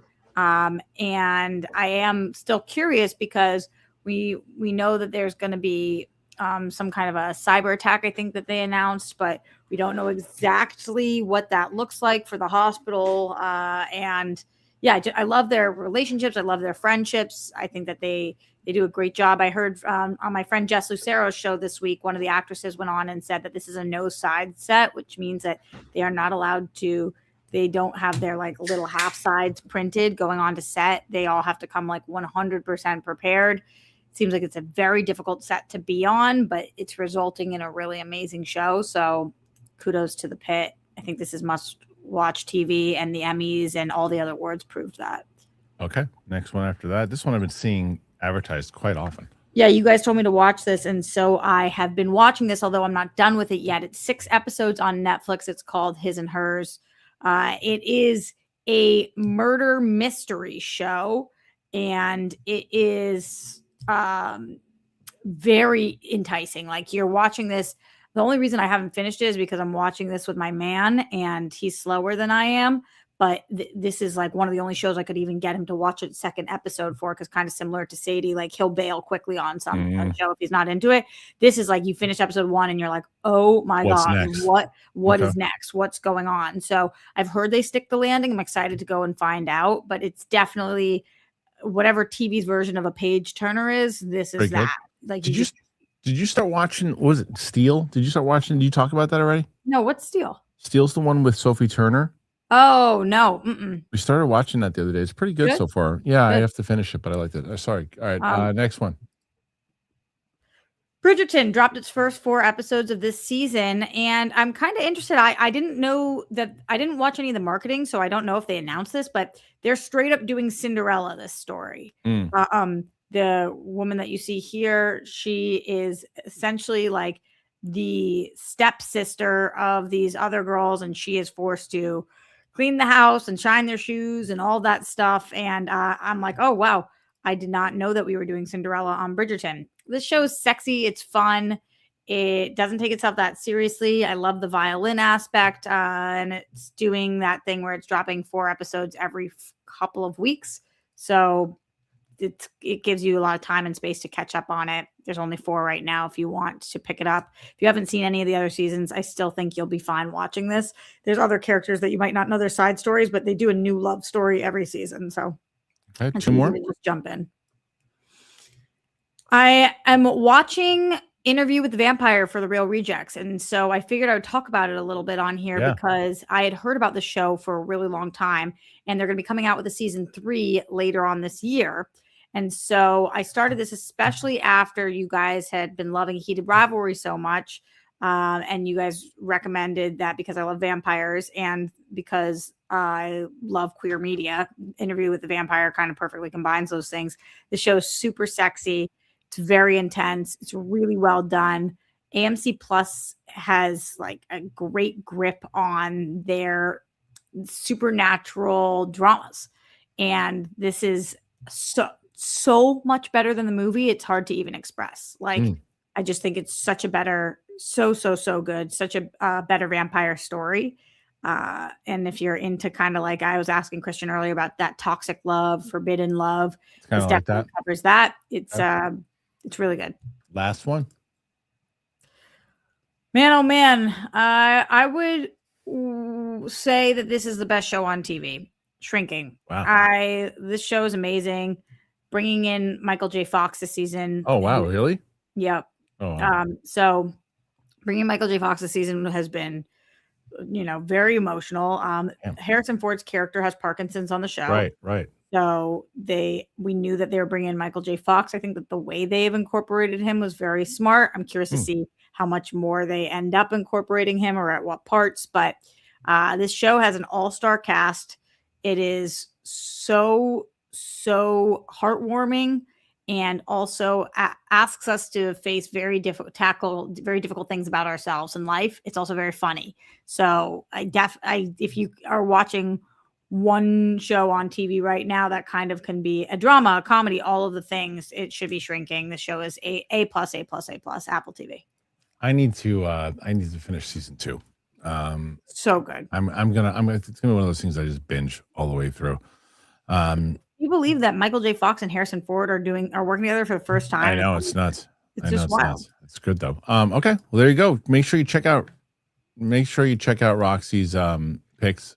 And this is a very good. I've been off for a couple weeks, guys. No, but these good. ones are like, this is a stacked list. Well, it's also a stacked bunch of questions right now, Rox. We got 49. Well, you talked about real quick, Rox. You mentioned in your TV picks there, one of your shows was a page turner. I thought we were talking about another adult actress, Paige Turner. Oh, there you go. Perfect. Is that her name? Turner, like Turner, but not Turner. Yeah, Paige Turner. I like that. It's clever. Turner. I am in with it. In the know. You know what? We need to send me to the AVN next year, Harloff. Listen, can you imagine me being followed around by a camera? Listen, on the we have floor Roxy. of the We have AVN? Roxy. I Oh my kind of love the God. idea, but listen, 40 minutes we have. So I listen. think she thinks anybody's overrated. Like she watches and she's She's not like, gonna why do answer people that. like? She's not I just gonna am answer so curious. What if she did? What if she Like, did? maybe she think Paige Turner sucks. Well, that patient does suck. Michael D81, support for Mike and Roxy. What are your guys' thoughts on the film trailer to Project Hail Mary? Have any of you read the book? Haven't read the book. Excited for the movie. Haven't read the book. I will say this: the first trailer I was in, and then I saw like this. I think it was either at the end of the first or the second where they spoiled kind of the alien in it. But I read this thing where the director and even the author's like, you had to show the alien. You couldn't not do that because of what happens in the movie. I am all in on this movie. Lord and Miller, Martin Weir, the author, and Ryan Gosling with this alien. I think this movie. What Are you looking at that avatar, by the way? That's you in a spacesuit, I think. Oh, Jesus Christ. The fuck is that? Anyway, I think this movie's gonna easily $600 million. I think this is gonna be like one of the surprise hits of the summer. So you think that this movie is going to do better than Mandalorian and Grogu? I do, 100%. It's possible. Because it just looks fun. Yeah, it does look good. Everybody, look at that avatar, even better. Johnny Patricio, Jesus Christ, come on. One Piece season 2 looks awesome. What new characters are you excited to meet? See, that's the thing is I don't know. Like I don't know the lore. Yeah, you don't know what you don't know. No, I don't know. But I like that about it, and I want it. I just want to. I'll tell you after I watch who I enjoy the most. You guys know if you Universal Studios, you heard of what's called Fan Fest? What they do? It's this thing they do now. They did it last spring. They're doing it this spring. It's like 4 weekends. They're trying to kind of do like a Halloween Horror Nights, but in spring, adding things. The One Piece thing they had last year killed. They're bringing it back this year. It's at nighttime. Yeah. It's like from 6 to 2. But with One Piece, out of everything they do last year and now with what they're going to add this year, crushed. Yeah. And just last year was just a meet and greet with some characters. Yeah. This year, I can't say what it is. Yeah. When is it? It's every weekend in April, I believe. I want to go. Yeah. It's a really cool thing. Really cool. All right. Nathan Drake, does Mike have a favorite Bad Bunny song? Let me tell you this. I know his music. When the song started coming on, I was like, oh, that one. I didn't understand a word he said. I loved every minute of that show. You got Latin women throwing ass like that. Were you dancing around the living room? I was full. You were John Hamm. Yeah. You got that right. Ooh, baby, turn the lights down. What's that from? I think that's from that Your Friends and Neighbors. Oh, okay. Yeah. Armada 8YT. Does Mike and Roxy know Sean Maroney? They should, but they don't. I don't. It sounds familiar to me. Yeah, it does familiar because you've watched this show before. Sean Maroney. What is it? It's Ellis's character in Grasping at Straws. Oh. Armada 8YT. Where's my barber? Fire my last one. Can't stop watching that clip. No, it's pretty good. I got to get him to actually talk. I got to get Mance on here to actually talk about Penny Barber. Hey, Mr. CJ, sorry, Rocks. Better luck next year. I mean, look, they made it. They made it. That's it. Yeah, I'm really proud of my boys. It was a brutal. I mean, like we got our asses handed. So I'm not a I'm not a football guy at all. And I was sitting there watching the game. Now, Rox, you can answer this. That had to have been one of the most boring games it was of all time, right? Like really it was defense. awful. It was boring. Really It was all boring. defense. Really boring. Yeah. Definitely. Okay. Really boring. It didn't end up actually being as low scoring as other Super Bowls have been. But it's But still it was such a boring. It was defense. All defense. Look, defense is going to win you games, but it's also not incredibly exciting to watch. Yeah, it was super duper boring and depressing game. Yeah. Sean McCabe, Sir Duncan makes me want to be a better person. He's the best. Yeah, he's the best. He's the best. Nathan Drake. If Dungeons and Dragons had a really good movie and still bombed, do you think He-Man has a chance? Also, Dungeons and Dragons are arguably a bigger property than Masters. So Did the that answer come out during pandemic time though? in general, like I love that movie. I love that movie. I think that movie theaters were not like people were still Fully- scared. Yeah, I think Roxy's not wrong. I think that had something to do with it. I also don't think the marketing was as strong as He-Man's marketing, and I think Amazon's putting a lot into the marketing. So marketing has a lot to do with it. It was 2023. I'll Still, say though, this. Yeah, They're still coming at. I'll say this though. You talk about what DD's bigger. If you ask my mom, what's He-Man, what's Dungeons and Dragons, she knows He-Man. She doesn't know Dungeons and Dragons. Huh. Like again, my That's 'cause parents you are not when the you were growing audience up. for it. No, but when Right, you were me growing it up, right? That's what they were 100%. Sure, But sure, 100%, man. And I think Dungeons and Dragons, I don't know if the community embraced it the same But Dungeons way. and Dragons is also so vast, and it's It so is, yeah. about creating your own character, whereas Yeah, I He-Man think- is He-Man. I know. I think, and If I think that Amazon's movie- marketing's better. If that movie and Travis Knight recently said that, he's like, there is an inherent campiness to I He-Man, know, and we're I'm not happy shying about away that. from that. And I'm not happy about I think they need to hit not over the top with it, but a wink nudge to the audience. We'll like see. we know what We'll we see. got. We'll see. Mike Joyce, the Yeah. best performance from New England Sunday was the Duncan ad. It was a great ad. That was great. That was great. I thought that I thought it was nice to see everybody. I didn't think the writing was particularly that strong. Oh. Samuel Cote, the trailer, still 11 million. It didn't move the needle. Yeah, is it even a trailer? You know, it's just like a commercial. Yeah. B-Town, love everyone on the show each week, but man, Mike, you always have me dying laughing. You have a channel, or you thought about doing a podcast on the side? There you go. I give it all for Harloff. This man Thank has been my guy there for so long. I don't think you guys would want me having my own channel. I Yeah, think I you think you a get in podcast? trouble. I think A you get in 20-minute trouble. pod. You would get in trouble if you didn't have somebody to rein you in. You'd be in. Big I'll say trouble. this: if there becomes a time, like I love my apartment, I absolutely love Yeah. where I live, so I don't want to move. Shannon does because she wants a bigger place. If we ever get a bigger place, the second bedroom, and I can have a studio, I would absolutely do Rox what you do, like once a day, 20 minutes, pop on. I can't and tell you how just- nervous that makes me. I know. All right. Armada 8YT RIP. Rip Torn in Dodgeball movie was crazy. He was. I love it. He was great in that movie. You can dodge a ball, you can dodge a What wrench. made him just think of that? What? What made him just think of that? Were we talking about Rip Torn at any point? Maybe. Johnny Patrice. Hey, buddy. Oh, go Well, ahead. if you like Rip Torn, go back and watch the Larry Sanders show. Oh, he's great. Watch in that. the. Oh Great my in that. god! This Yeah. picture is amazing. Look That's at this really good one. avatar. It's What really is this good. one? I don't know. It's like you laughing from the side. Jesus! It seems that Mike knows all the ins and outs of Penny. I think that's true. He knows the ins and outs, lefts and rights, ups and downs. That's right. It's like a Love penny her. arcade in here. Armada 8YT. Do you think they serve Rolling on the floor, rolling in laughter. I'm rolling on the floor. You got to text it. You got to text it. Do you think they serve mozzarella sticks in catering? I don't know. It's possible. It's possible. Like, Mike- no, I don't think so. No, you don't think so? Rox, Anyway, real we quick, should ask. what's your- We should ask what's Hold on on. catering for sure. Yeah. Roxy, what's your favorite thing? If they got on craft service, you're like, yeah.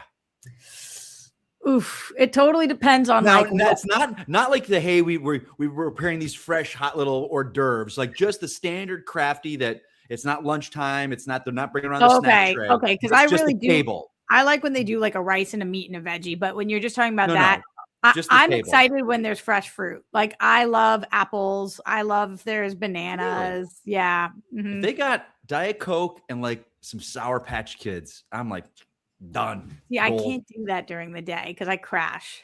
Oh, All right, next one. Oh wait, I missed that one. Mike, What you got? Armada AYT. Your best Muppet impression other than Kermit? I don't like the Muppets, man. I'm like, yeah, you're not a Muppet guy. Kermit, I know because of those TikToks where he's bringing his dong out. I love the Muppets. Oh, those things are hilarious. Do you like those? Oh, they're hilarious. Helicopter. It's how, you know what it is? I like when he's subtle, when he's just like, oh, it's the best. And he's like, oh, yeah, all right, look at that. And they're so terrified. They're so horrified.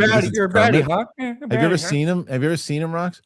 No. It's like this guy. He's got Kermit. He does the impression, but it's on what Twitch? Like Omegle. No, it's like Omegle or something. Omegle. And he brings up like the green cucumber. And he's like, oh, what do you think?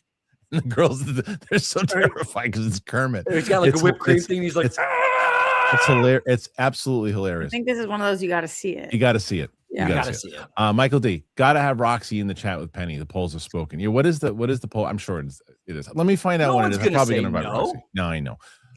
Dingus McNally, Harloff, what if this Penny Barber interview takes off for you? Would you interview other stars? Winston and Sarah J, Roxy and Johnny Sins. Not Roxy. Roka and Johnny Sins. No. Why does Roka and Johnny Sins?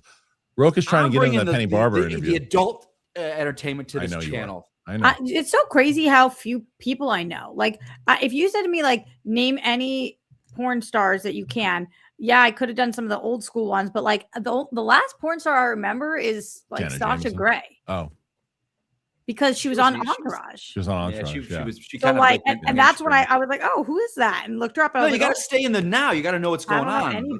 Well, big one Mike, right now is also Mike will be able to educate you in 5 Sarah minutes. Arabic. You got to watch Sarah Arabic. She's a new. Mike rattled off so many people that I couldn't even believe. Mike, you should be in the business. She asked Penny to get in the business. All right. So I don't know. The answer is probably not. But who knows? All right, JC33. Could Roxy and Mike do the interview from one computer? That way you can keep it a 3-screen setup. I don't think that's better because think about how doesn't really matter because you're still gonna have 2 people on the screen. It's just 4 people that I have to do. So, but I understand. I like the outside the box thinking. Nathan Drake, should Team Box Office Breakdown be in the Showdown Hall of Fame? I mean, for what they did in the that's JT and Tom. I don't think so. I think they both would be in the Hall of Fame, but I don't think as a team. No, we did the Hall of Fame, first ballot Hall of Fame yesterday on the show. You did? Yeah, we did. Who made it? So don't get upset, Mike. You made the second wave. How many people made the first wave? 5. Wait, what's the let me see if I can name them. Well, what happened, Roxy? You just broke up. What? That never happens with Roxy. What? Is that my internet, guys? Because Mike wait, what and are we Roxy just froze. Is that mine? I'm not. I don't think I'm frozen. What Mike, wave are we talking about Mike, here? Can you hear me or no? I hear you fine, Roxy. Okay, I can hear you fine too. So, I'm just gonna say who I think the first wave Hall of Fame for Showdown. I need the audience to tell me if first wave Hall of Fame for Showdown. I'm gonna sign out and come right back in. First wave Hall of Fame for Showdown. Hold Here's on, where I would Roxy. guess who it is. Okay. Yeah. How did this question start? What happened? Okay, so he just said, "Don't get offended, Mike, but you didn't make the first wave Hall of Fame because the question is coming from Nathan Drake. Should Box Office Breakdown be in the Showdown Hall of Fame?" Remember that. Yeah. And then Kristian just said there's 5 people who made the first wave. So I was going to guess who they were. And then Well, I wasn't around in the first wave, so no, not the first wave. So a first wave Hall of Fame means you're the first people to get into the Hall of Fame. Like the first year you're eligible, you're into the Hall of Fame. So gotcha. Kristian, can you hear me now? Yeah, something's going on. I guess it's my internet because you guys apparently to the audience, you guys are fine. Okay. So I'm going to guess. First wave. Yep. Okay. So Roka. Yeah. Dan. Yes. Sam. No. Wow. I think that's fucked. Okay. See, I don't know whether you're gonna. Shit, I can't hear. I'm gonna. It might be Rachel. No, she's in second wave with Mike. So, is there a woman in it? Yes. Is it Mara? Clark. Oh, it's Clark. Wow, you put Clark in over Rachel, huh? Yeah. Just you guys are not now. Now you guys are working. I don't know. What Clark Wolf did. You got to remember, Clark Wolf was the first female superstar in the Schmodown. She made it. She was the first woman to go Yeah, no, undefeated. I get it. I And get then to it. get a No, title shot against Dan. no shade on Clark. I think Yeah. she's amazing. Rachel was she also brought. Wait, who's the fifth person that I'm missing? Well, that's 3, right? That's 3. So 4 and 5 was so I had Roka, Dan, Clark. Okay. Wait. then- Okay. Are you putting? I would put Alex in there because what he did for Star Wars. No, he's Tell me. down the line. He's in Hall of Fame, but not first. Okay. I I would- would. You didn't put Mike. Did you put Ben in there? Not first wave. I'm not Okay. a first waver. I wouldn't be mad at You'd, that. you'd be in this. You'd be in the second. You'd be in the second Yeah. wave. Did you put Okay. Smith? Second or third wave for him. When I say it, you'll go, yeah. Hold on. Snyder? I put a team in there. Oh, you put the Patriots. Oh, Patriots. Yeah. Yeah. That's Yeah, It's not nice that I didn't guess Snyder, but you never name him as an individual. no. I would put the team. So I would have no Okay, so who's the one argument we're against missing? that. That's it. That's 5. Oh, The so five, the the two team it teams. counts as I 2 put the spots. team. Yeah. I would agree 100% with that. Yeah, that's for the first wave. That's not, but all right. Let's see. We're going down the line here. Sorry, and I need to stop interrupting you because we got a barrel. We got a barrel, and it was also and like my internet. I don't know what my internet was doing there. It was really weird. Okay, going back. You're at JC Okay, 33. I got it. JC 33. Roxy, did you watch Free Burt? I Good did not. watch. Okay. I heard it wasn't good. Oh, okay. Was it seen good? it. I haven't seen it. That's the Haven't Burt seen Kreischer show. Yeah, I haven't seen it. It's Raps. Christian, are you in your show? Hope so. Yeah, I'm. It's myself and Martini Paratori, who I posted on my story. I posted her reel. Did you watch it, Rox? Her thing? No. Okay, I posted. I wanted everybody to go and follow her. And so we're the 2 leads, and we're building around it. So, but I did post it. Like who? I have you on the top of the list for one of the roles. Did you? But Roxy, did you? I was gonna post, and I didn't get Roxy's approval on today's post. No, and I was should have. sick. But you liked it? Yeah, loved. Okay, Loved. good.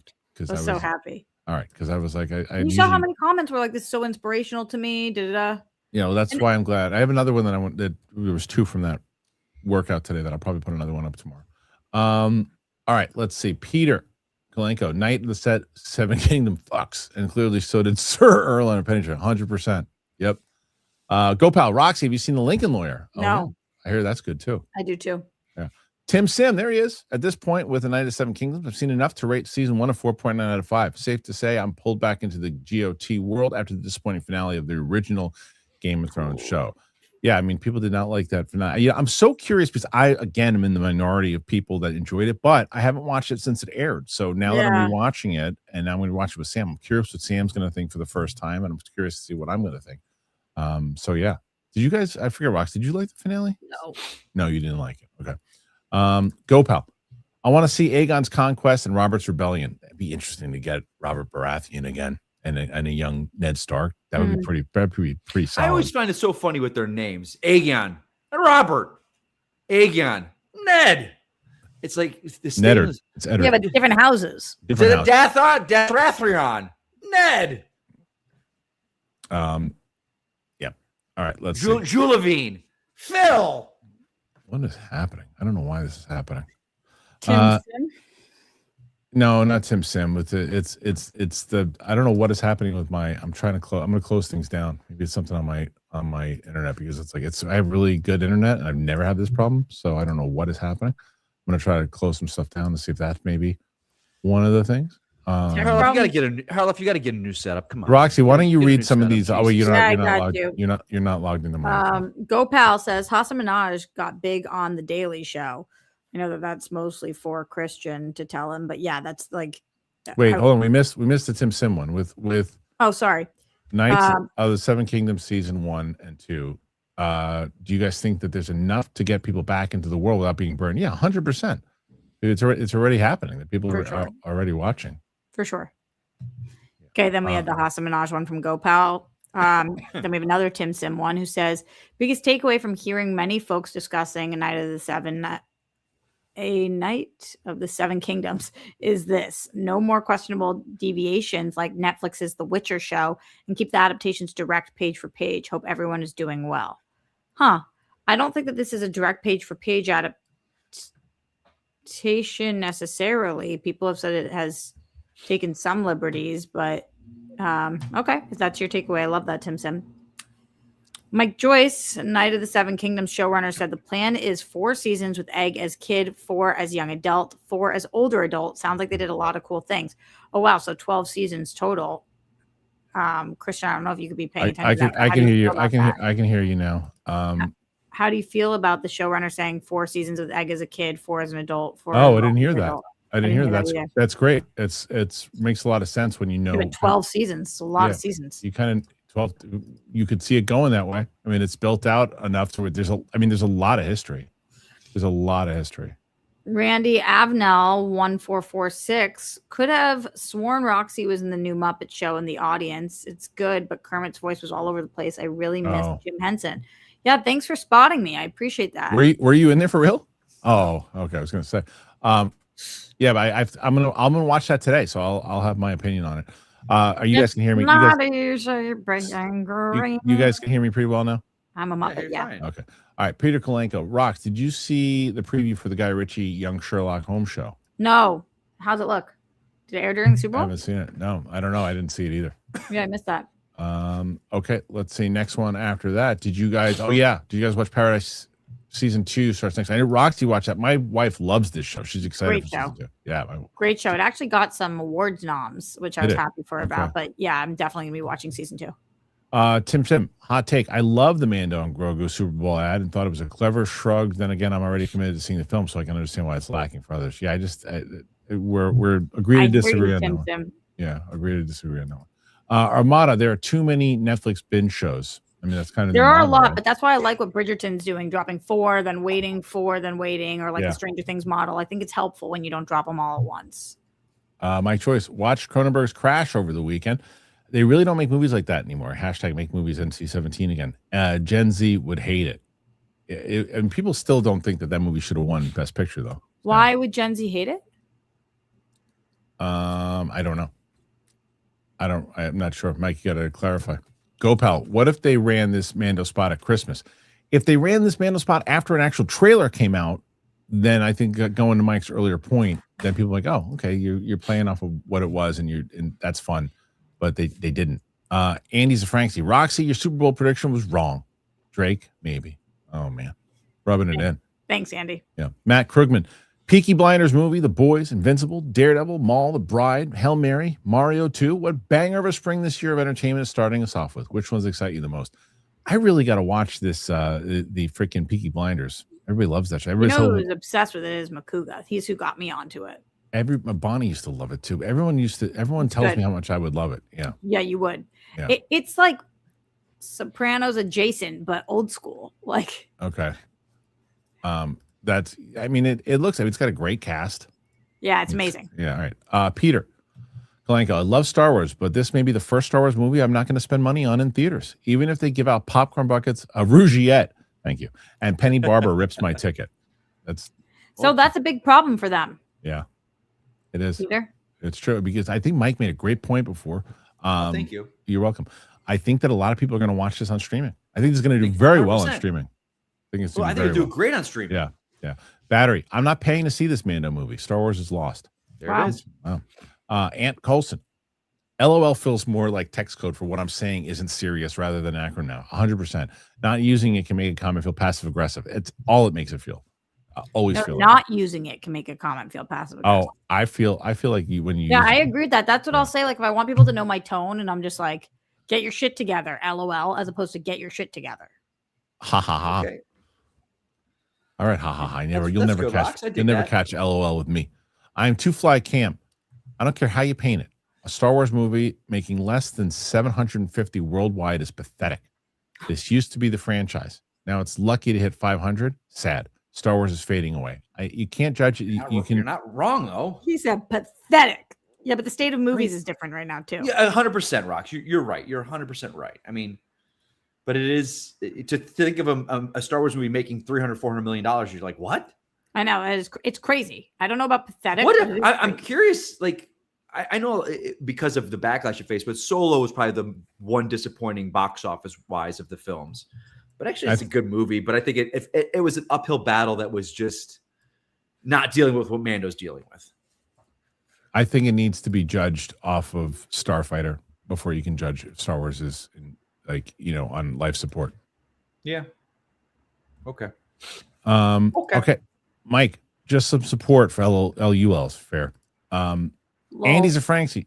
Don't sleep on Mortal Kombat 2. Might surprise people. Mike, are you a Mortal Kombat guy? I'm a huge Mortal Kombat guy. The first one came out in the pandemic. It did well, but it was disappointing on a lot of stuff. And I think hearing all the stories of the production, the producers, the writer, the directors, they all was like, okay, we hear you. We know the areas that didn't work, and we're fixing them. And everything I'm hearing about this, the second one, is it's phenomenal. It was supposed to come out last October, and they pushed it to summer because they know that. I mean, that's a view of faith. If you're going to be released in October and they move you to summer, the start of the summer, that's a massive amount of faith. I think it is. I think that's true. I think the movie will do well, and it didn't cost a lot. No, I agree with you though. They move it because they have faith in it. Peter Kalenko, if they want to release Solo today as opposed to 2018, I think that would do much better than it did, and more people would appreciate it. If they waited to today, well, I think I would have done much better if they released it in December instead of May. Yeah. Rise of Skywalker had horses attacking a starship. Lame AF. Oh, that's right. Opinion. Oh my God, that was right. They dropped horses on the starship, and they're Wait, is this the one where we went to that gambling city for a long time? No, that was Last Jedi. Last Jedi. Yeah. I didn't like that part. Yeah, it was bad. Okay, this is the one. Arthur Rose. Kristian, stop writing every joke into the ground, man. You know what? You're 100% right. No, he's right. I'm not going to do it anymore. I apologize. Who are you? Ray who? Ray who? Ray who? Ray who? Ray who? Suck my balls, Arthur. All right. But he got to do it. He's smart. Yeah. All right. Let's see. Peter Klenko. Tweedledeedle, my dude. Yes. Tweedledeedle. Tim L. Sim. Also, another PS. The Pit is the best medical drama I have seen since House MD. Roxy, let me ask you this, because we both watched The Pit, which is incredible. Do you dread getting an audition or a part on that show? 100%. The dialogue, 100%. I'm looking at the ambulance drivers when they're popping out of the ambulance, and I'm just like, I played an ambulance medic in Revenge, and thank God my lines were not medical jargon. And it's the no side. It's a no side set, Mike. That's crazy. I read that, you're blocking. But I read that. I took that as everyone comes so prepared they don't need them. No, not allowed. Don't print them. Wow. They're like, I'm now writing shit on my hand. the series regulars. I get it. You've got the time. You don't always have the time, but you're a day player and you pop in with those. I'm terrified. And all my buddy's on the show. He's a recurring as a helicopter medic, and he tells me, and he's a seasoned actor. Wait, so Shannon McClung. So is he a regular now? Well, he was 2 episodes last season. I think he's got 2 this season. Good for him. But he's a seasoned actor that knows his shit. He's like, Mike, I'm sweating on set because I got this helmet. I can't hear them, and I've got this medical jargon. And I'm like, motherfucker. And they're so good, he says, when you show up, they're so good at what they're doing. I mean, but watching them, and there was a scene, Roxy, again, could be any episode, but they're back and and I'm just like, my God, the talent in that show. I love it. I love talking about it. We got it. We still got it. All right, let's go. All right. Battery. I like your taste, Mike. Are you into A2M? My favorite. A2M. Oh God, I know. How did you not know that? Because I know it as ATM. That's fair. Who wanted to take out some money at the ATM? What is that? That's not the deposit I was looking for. My credit card won't go in this machine. It's all stinky. All right. Andy's and Frankie. Roxy, the Burbs, also. Who done it? Hashtag his or hers. Thank you for the rack.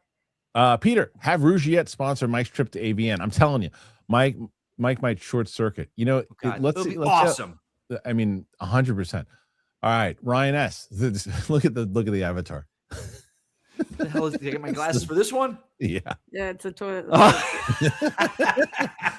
Kristian, is your pilot more like Abbott Elementary or Shrinking in look, tone, writing? Both are great. Just wondering if more is dramedy or not. I think it's more like Shrinking, right, Rox? I would definitely say yes. Yeah, it's more like. Did you ever Shrinking. see Empire Records, Harloff? Yeah. If those are the It two reminds me options. of that. My pilot does. It reminds me of Empire Records, like that. Like I don't Tone. want to say a '90s vibe, but like a real, just kind of. There's parts of it that are Yeah. more like Abbott, but tonally more like Shrink. And those aren't the two that I would compare it to. Yeah, no, I would say more so like the Bear meets Hacks is where we're the kind of tone we're Okay. going for. But I would say Abbott Elementary, man, that's It's a great show. Great this something season. That's something to keep talking about. Peter Kalenko, in the spirit of D&D, HBO announced they're adapting Baldur's Gate as a show. Yes, you brought this. Someone brought this up yesterday. I trust they will make it epic. Do you know anything about that, Rox? No. Because I don't either. Roka said he was familiar with it. I'm not as familiar.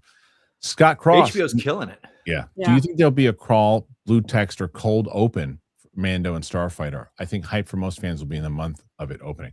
I think it's a major, major error if they don't start bringing back the crawl. I don't think you need it for Mando and Grogu. But But I for think it's Starfighter, you got to do the crawl. Every think single have to movie do should have it. had the crawl. I Every single couldn't- one. I couldn't agree more. I think it is a staple to Star Wars. It's like the old school, Lucas didn't make that up. It was from like the old school, like 30s and 40s, and they used to do that shit.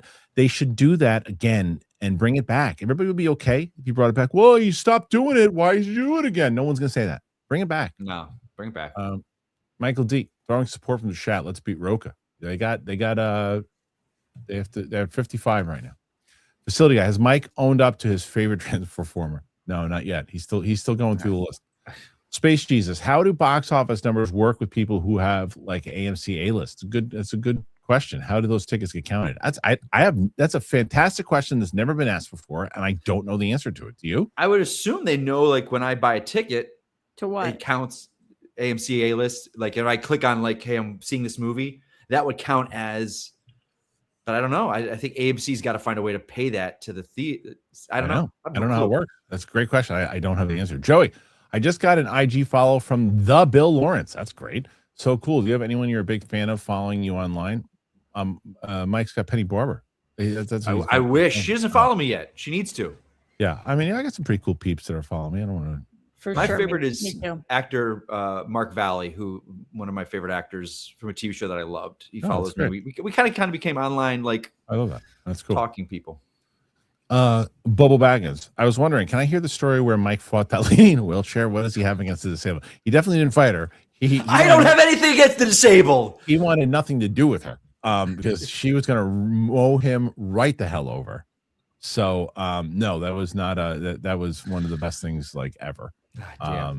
Yeah, the story, it's a long story and we only have a couple like 8 minutes left, but it's essentially this lady was in this car, did not care who was there, rolled right past Mike, and Mike had to dive into the bushes, and Steph and I were on the ground. I like, dude, let's twirl into the bushes, and she didn't even look back. You were rolling on the floor laughing. I was rolling on. We were actually rolling on the we floor were. laughing. We actually In the middle were. of the street almost. All right, let's see. Bobo Baggins 66. Obviously, I'm just kidding, but maybe I should challenge Mike to a game of murder ball. I hope you pick up a comfortable wheelchair. There you go, Mike. Want to battle out Bobo Baggins? Is that God, I fucking knocked on my ass. Yeah, should. All right, Mike's gonna love this one. Oh God. Armada 8YT. What's man's thoughts on the catering on those sets? Make sure you've got sanitizer. And I like to make sure you got prunes there. Got to keep it loose and fluid. All right, let's see. Matt Krugman. Idea: Kristian and Mikey Peaky Blinders reactions. Yeah, I've never seen those. I just don't know. I don't know if those would perform. I don't think they play, right, Rox? They wouldn't Yeah. play. I don't think those Well, would play. if ever, then when the movie's coming out. But Yeah, it's tougher. Okay. So I think let's see. There's a couple more. Hold on. Sorry. A few more. Two more. Justin Bishop from Mike. Daisy Taylor for the win. You know who that is, Mike? I don't. Daisy Taylor. Let me look that up. I have to look. Go Pal. I was a big fan of Keen Eddie with Mark Valley. Well, there you go. Yeah, Mark Valley, buddy. Okay. All right. Well, right now, guys, 59. Roka takes the win. Beat you guys again. That's What? crazy. What? What? We suck lately, Roxy. Coming in What at is going on? 67 right now. Oh, is it 67? And we also have a couple more. Oh, do I have that because I had to sign off before? Yeah, probably. Luke, can you give me a confirmation on what the actual numbers are? And we've got a couple more All coming right, in right now. all right. Hold on then. Then hold on. I don't see this Daisy Keen. Go Pal. I was a big fan of Keenan. No, you did this one. Peter Kalenko. Mike is a savage on Twitter in the best way. Says you. Go Pal. Also, Human Target with Valley and Janet Montgomery. That's it, Go Pal. Yeah. That's it. Human Target. Great show. I didn't watch it, but I Support. heard it's good. All right, It's Luke's awesome. going to do a Michael D. look at what Roxy. What are you seeing right now? I see 68 right now. All right, I see Roxy sees 127. 60. What? 127. 127. Luke will tell me. In a What second did Roka have? Roka had 78, I think. Oh, come on, guys. So We do we're have- gonna see. We do have 5 minutes. We do. Come on, No, guys. that's not how it works. You know that. No, I know, but I'm just saying, We have like, 5 minutes to try to do some stuff. Yeah, it's true. yeah, we got 5 minutes. All right. to- So, someone said Roka had 82. Someone said Roka had 82. Oh. Roka had 82 yesterday. So it's not that far Okay. off. Roka had 82. All right. Thank Oh. you. All right. Well, Roka had 82. And Wow, then- that's a pretty good start to the week. it's a good week. It is. Yeah. Yeah. That's a good start.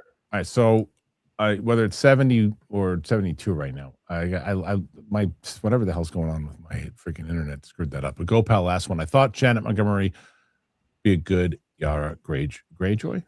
I don't know who that is. I Is said it it's from It's got to Thrones be, character? Game of Thrones. yeah. Yeah. But I don't know Yara Greyjoy.